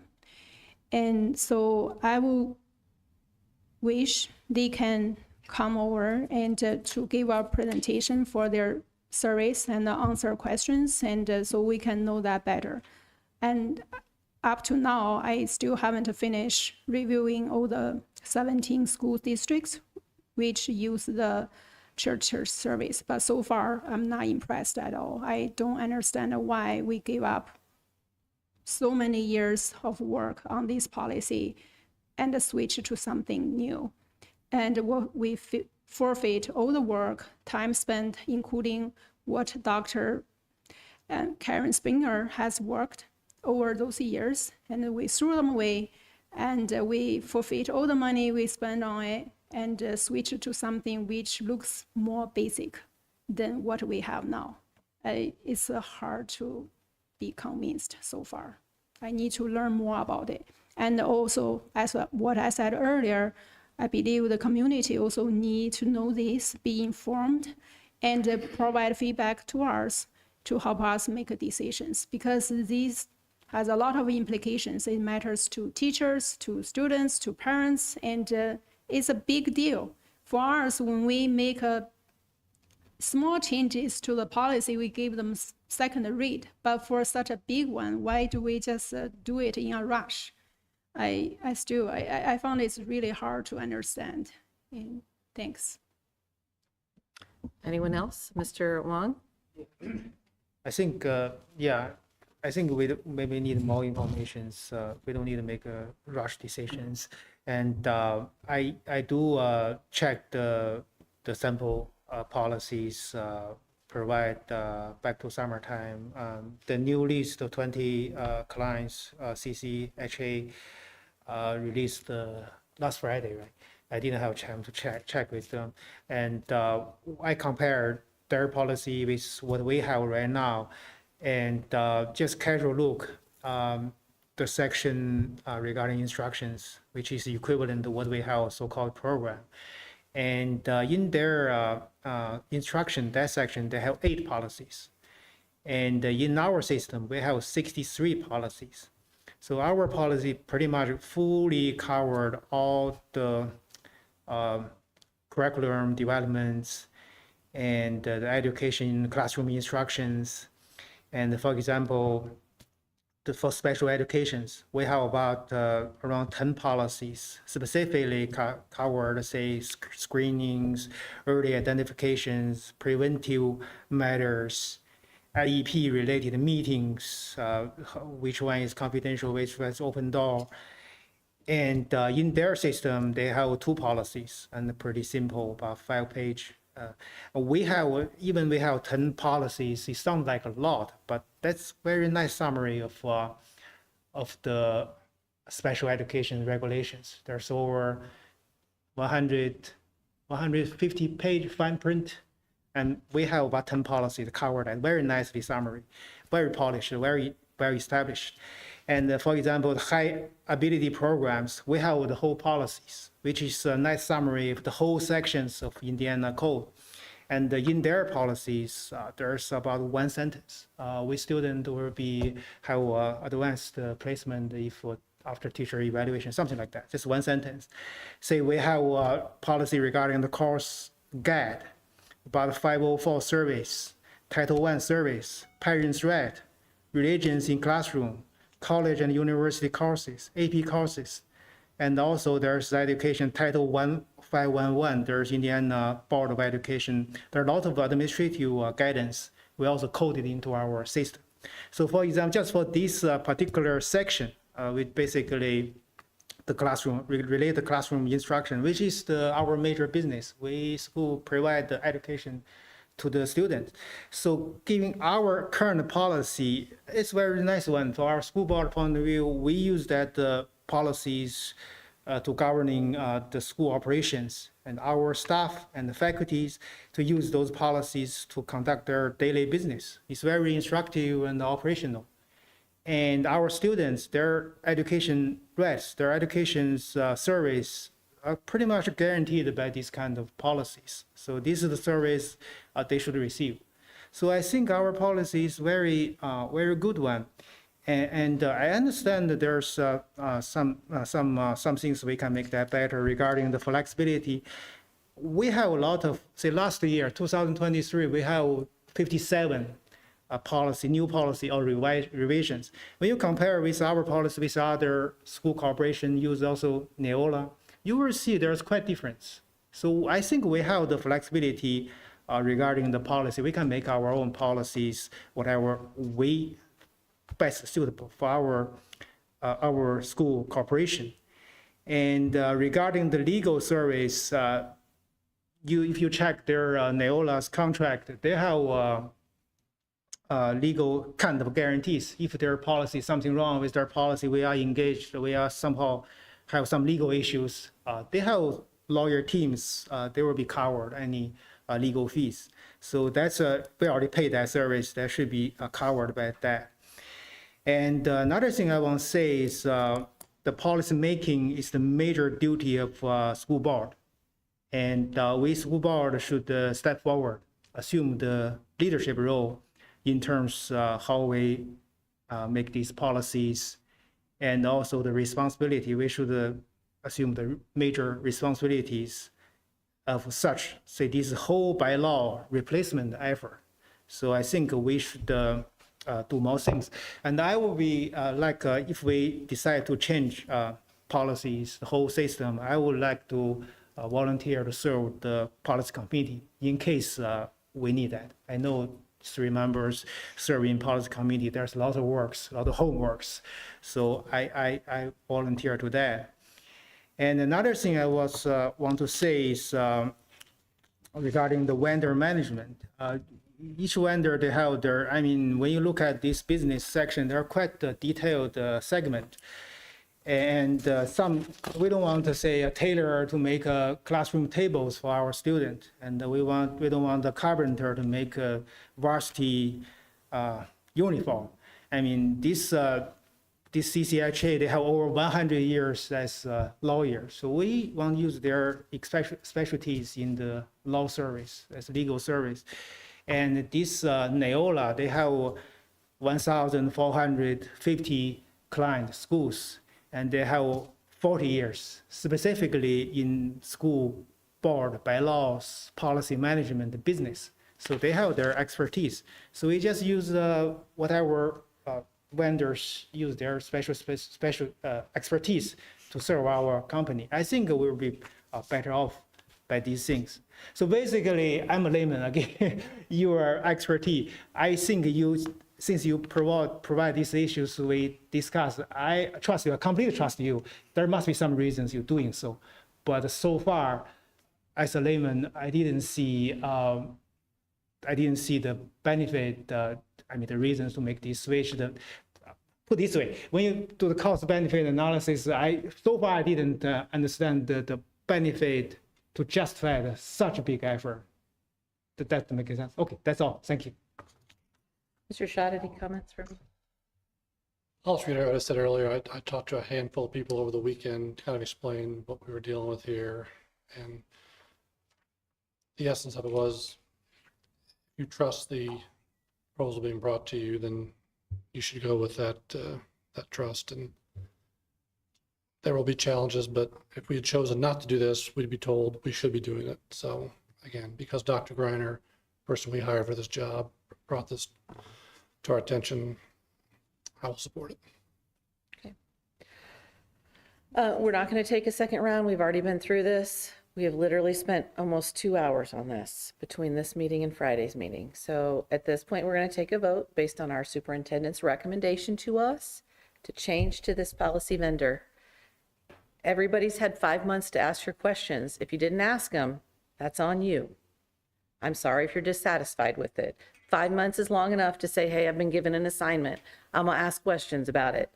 So we're going to proceed. You said we discussed it after the referendum. So basically the due date for the homework is last Friday. Dr. Yin. In the homework, many people didn't. Dr. And so Dr. Yin, and Tom said we should trust Dr. Greiner, but the Dr. Greiner need our eyes to look at it, to share our perspective. And we ask questions about the price, about the service. And when we asked the questions last Friday, nothing was clear. And so this is unbelievable. Look at their website, the church and the church website. Dr. They Yin, have more than 20 surveys. You are out of order. Everyone had one opportunity to speak. We had a full hour. We had a full hour in work session. The recommendation was given in June. And specifically in a public meeting, I asked everyone to ask every question you had, submit it in June. I asked every member to review the content and ask for additional questions, ask for additional content. I asked, you had 5 months to do it. I asked on Friday. I asked on Friday. What's wrong with that? You said that's a day we discuss. I asked questions. Dr. Yin, we at this point have talked about this subject in June. We talked about it at length. We talked about it at work session on Friday. We've had the content. We've talked about it in this meeting now twice. Everybody had a final go around to speak. That is my job as board chair, to make sure that that happens. Everybody was able to do so. You now have had a second opportunity to speak. I will ask everybody else on the board to please be accepting the fact that I'm not going to allow every member to speak a second time. Viewed any of the sample? Have Dr. you Yin? viewed all the first 17 samples? Have you read that? Did I am you know going the to- price on Friday? Why didn't you ask a question about it? Why do you trust any decisions presented, proposal presented to us without any research? What's our job? We are Dr. Yin, elected to Dr. Yin, represent I am the trying, community. Dr. You failed it. Yin, I am trying very hard to not make assumptions about your work and character as a board member, and I would ask you to do the same for myself and every other member of the board. Every member is responsible for their own actions, for doing their own work, for showing up at a meeting ready to vote. You can judge yourself, and every member can judge themselves. And ultimately, the voters will judge all of us. Okay? That's the facts of the situation. That's where we are. It's time to take a vote. We will do that now. If the vote passes, all members will get behind the final decision, which is to change vendors. If the vote does not pass, all members will get behind the decision to continue to work with Neola. In either case, our superintendent will then have very clear direction that he needs to do his job. All of those in favor of approving the change in policy vendor, please indicate with a show of hands. Please note that Member Schott, Member Austin, Member Marley, and Member Witt vote in the affirmative. All of those opposed, please indicate with a show of hands. Member Yin, Member Mumford vote in the negative. Mr. Wong, do you abstain from the vote? Mr. Wong abstains from the vote. The motion carries. We will look forward for legal representation from Church, Hiddle, and Antrim to be at our December meeting to explain the process. We are now going to move on to information to the board. I would like to thank all members for having, who attended the ISBA Fall Conference for submitting their reports. That would be Mrs. Austin, Mrs. Mumford, and myself. There's one comment in Mrs. Mumford's report that I believe requires some clarification. In that report, she states that she was told to not share her personal opinion. I want to make clear here in our public meeting that Mrs. Mumford has never been asked to withhold her personal observations and reporting. She has been asked to withhold personal assessment to our school corporation. So it is important that our community understand there is a significant distinction to be made between attended a session and learned XYZ. So I went to a class, I learned about this is what I understand differently now, versus I attended the session and our school corporation is doing a bad job of XYZ. That assessment piece is the work of the whole board, not an individual member. So I just want to make clarification in case Mrs. Mumford or anyone has a question. Members are very well entitled to share their lessons, what they've learned, their observations about any training that they receive on the taxpayer dollar through ISBA or any other professional organization. That is all that I have regarding my information to the board. Dr. Renner, do you have information to the board? I'd like to thank the community, including our patrons, for the voting yes to support our referendum and the work of our schools. I want to thank Dr. Papura and Tanya Finkbeiner for their support on the yes committee. Alan Karpic worked to find leadership for that committee, so I thank him as well.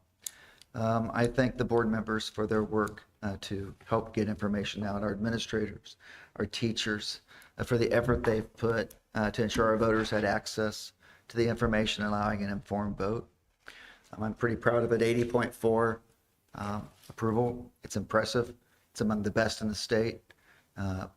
So to our community, thank you for supporting our students and families and our hardworking teachers. Thank you for believing in the continued success of our schools as a reflection of our thriving community. We don't take for granted the support of our community.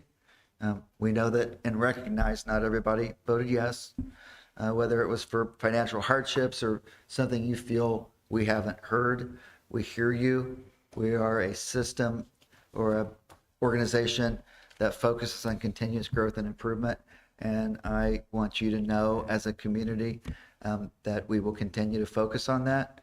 We will focus on fiscal responsibility, and we truly appreciate the yes vote and the high rate of approval. Thank you.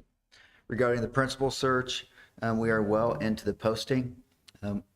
We've posted to the Indiana organization, professional organizations such as Indiana Association of School Principals, the Department of Education, Job Board, Indiana Association of Public School Superintendents. We've also posted nationally on the National Association of Secondary School Principals. We're utilizing social media to help spread the word. We've collected information from stakeholders through a survey. We're getting great input that'll help us understand what various stakeholders are looking for in their next principal. We also met with the high school staff because we wanted to meet with them personally. Anybody that chose to come for an optional meeting, and we did that last week. We heard their views, their concerns, what they're looking for. We're in the process of assembling an interview committee for first round, and then for a second round. Round one will include teachers, board member representation, and admin representation. Round two, we will add student and parent representation. I thank Mrs. Sheffield for her assistance in finding student representation.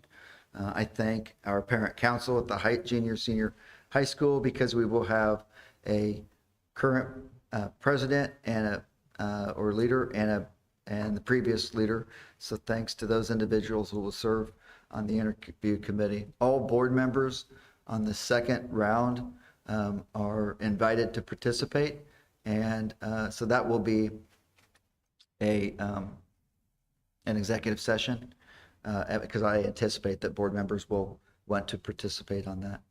Round one interviews will be the week of December 18th. Round two interviews will be the week of January 9th. The goal is still to have a candidate of choice to the board by the February board meeting, and we hope that still have the start date goal of July 1.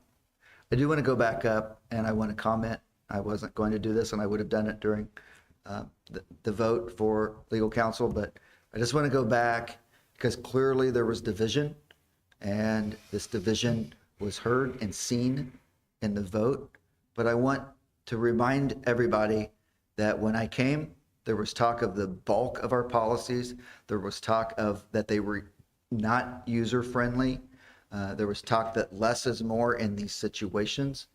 When we hired our new counsel that the board selected, when I worked through a couple of situations with our legal counsel mirrored what we heard from our board. It's bulky. It's a lot of words.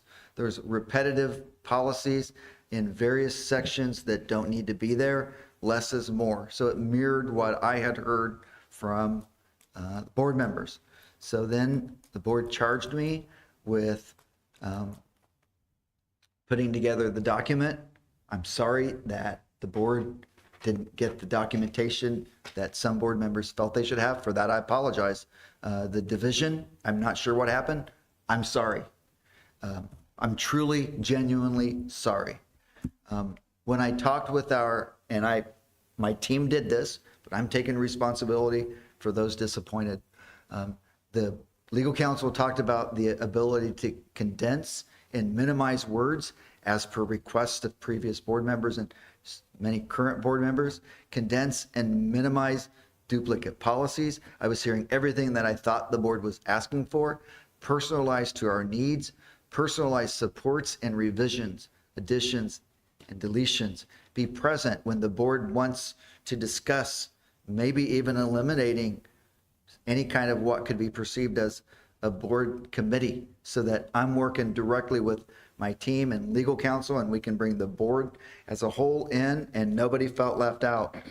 The ability that our legal team would understand those policies without, when I'm dealing with a situation within the corporation that's legally contentious and involves the research of policies, our legal counsel would understand it because they've been right here alongside you developing those policies.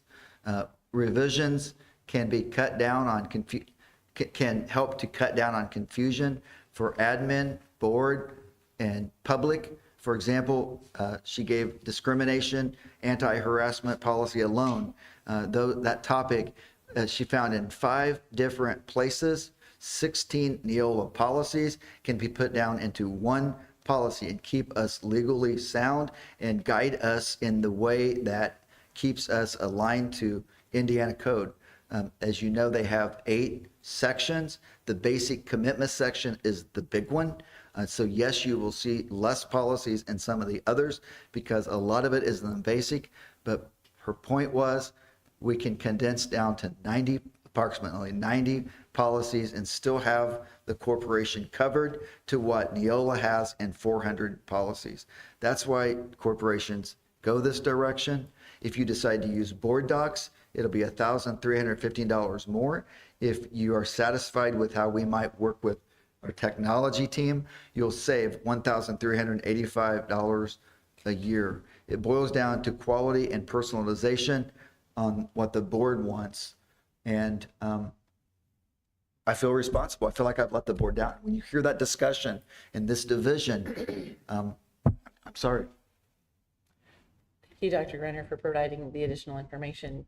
You did make the request of us 5 months ago and tabled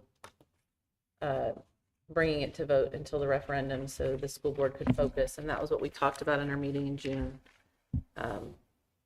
You also are held accountable for developing administrative guidelines in your performance evaluation. You're trying to do your job, and I want to acknowledge and recognize for that.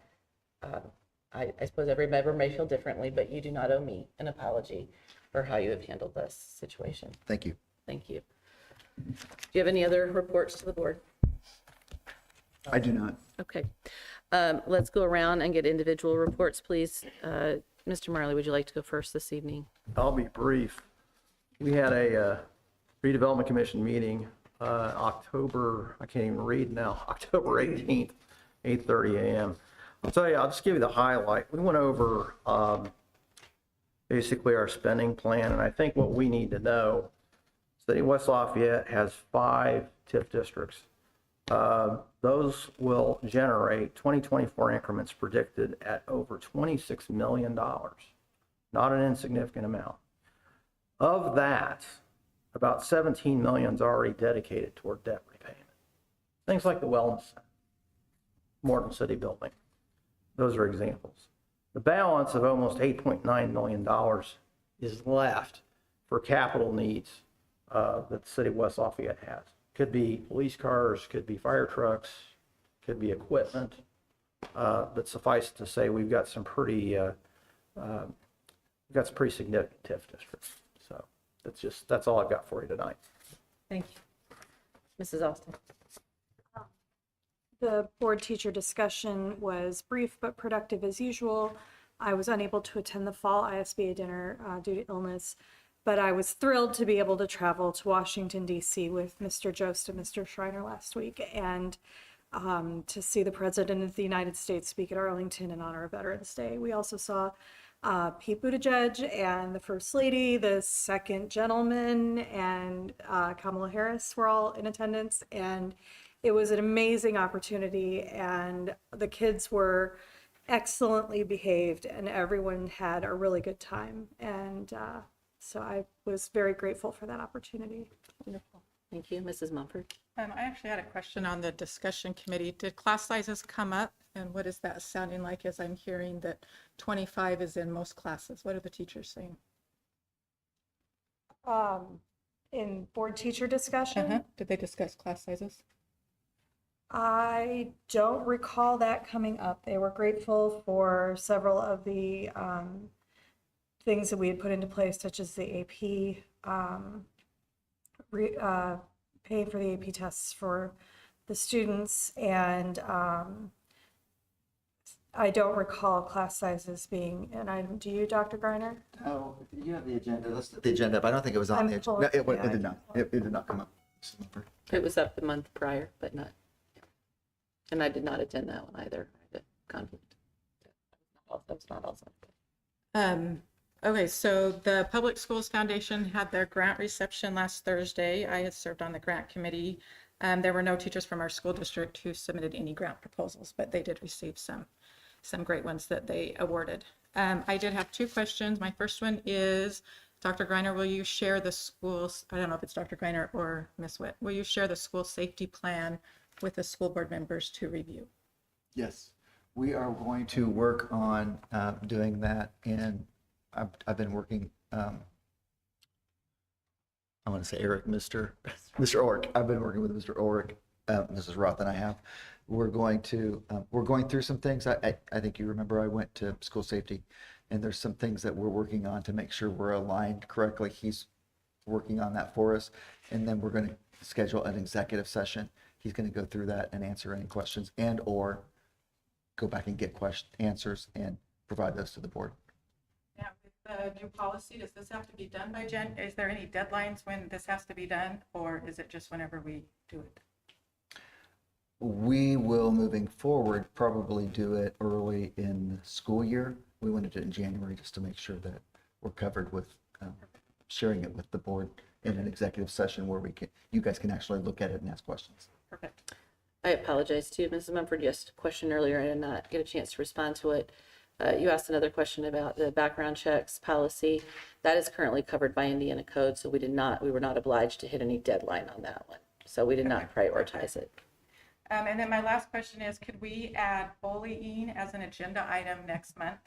I'd love a presentation on bullying, cyberbullying.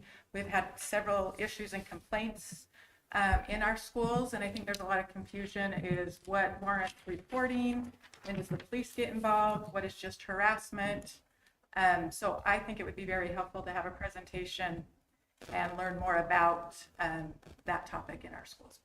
Yes, thank you. Do you have a preference on who would make that presentation, Mrs. Mumford? I don't. Whoever Dr. Greiner thinks, or whoever any of you thinks is a good person to share that, I don't have an opinion on it. Okay. We can absolutely add that to the agenda and have a presenter available. Thank you. Thank you. That's everything for me. Mr. Shutt? From the foundation, Devil's Advocate Alumni Newsletter will be out later this month. West Lafayette High School Alumni Association is hosting an alumni reception at Arnie's Restaurant in Indianapolis on Wednesday evening, November 29th. Be hosted by Foundation and members of the Alumni Committee, Brad Cohen, John Speaker, and Dan Walbaum. WLCSC is partnering with Mrs. Sheffield, Director of Counseling at the Junior Senior High School, to host a scholarship information night on Monday, December 4th at 6:30 p.m. in the LGI room. The purpose of this information session is to promote scholarships that are available to the foundation and other sources in the community. And on October 27th, the foundation hosted 40 West Lafayette Community School Corporation retirees for lunch at the Whitaker Inn. Many thanks to Dr. Greiner for sharing school news with the group. It was a fun, enjoyable event. Thank you, Mr. Shutt. Mr. Wong?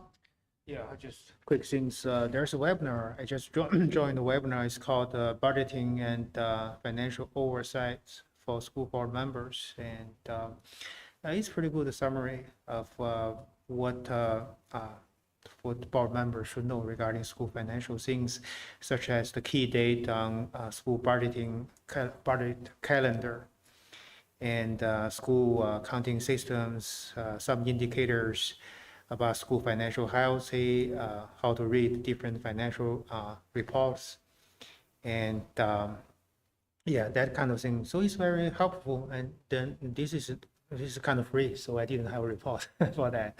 Thank you. Thank you. Thank you for continuing your education. Dr. Yin? First of all, just to clarify, I don't think there's anything, Dr. Greiner, to need to apologize because you put the information in the folder in June, and then we were told to discuss about it after the referendum. That's what we did. I don't see anything wrong with that. The only thing I suggest is I feel we need to give the public more time and more information before we make the final vote, just to clarify that, even though it won't change anything, but I don't think you need to apologize for anything. So update from the park and propose a new rate for the part-time employees ranging from $12 an hour to $41 per hour, and they are recruiting employees like they are seeking instructors, also part-time coaches, and actually teenagers are welcome to apply for some of their positions. And yeah, thanks. Thank you. Upcoming dates, our next scheduled meeting is Friday, December the 8th. A work session if needed at 7 a.m. As a reminder, we all voted for that 7 to 8 a.m. work session time on Friday mornings. That is our standing time and will be scheduled if needed. Monday, December the 11th is our 6 p.m. meeting, regular board meeting here in the Happy Hollow LGI room. Upcoming dates of interest. We are on Thanksgiving break from Wednesday, November 22nd to the 24th. First semester ends on the 22nd. We are on break from December the 25th until January the 8th. I would like to take a motion to adjourn, please. Moved by Mrs. Austin, second by Mr. Wong. All those in favor of adjourning, please indicate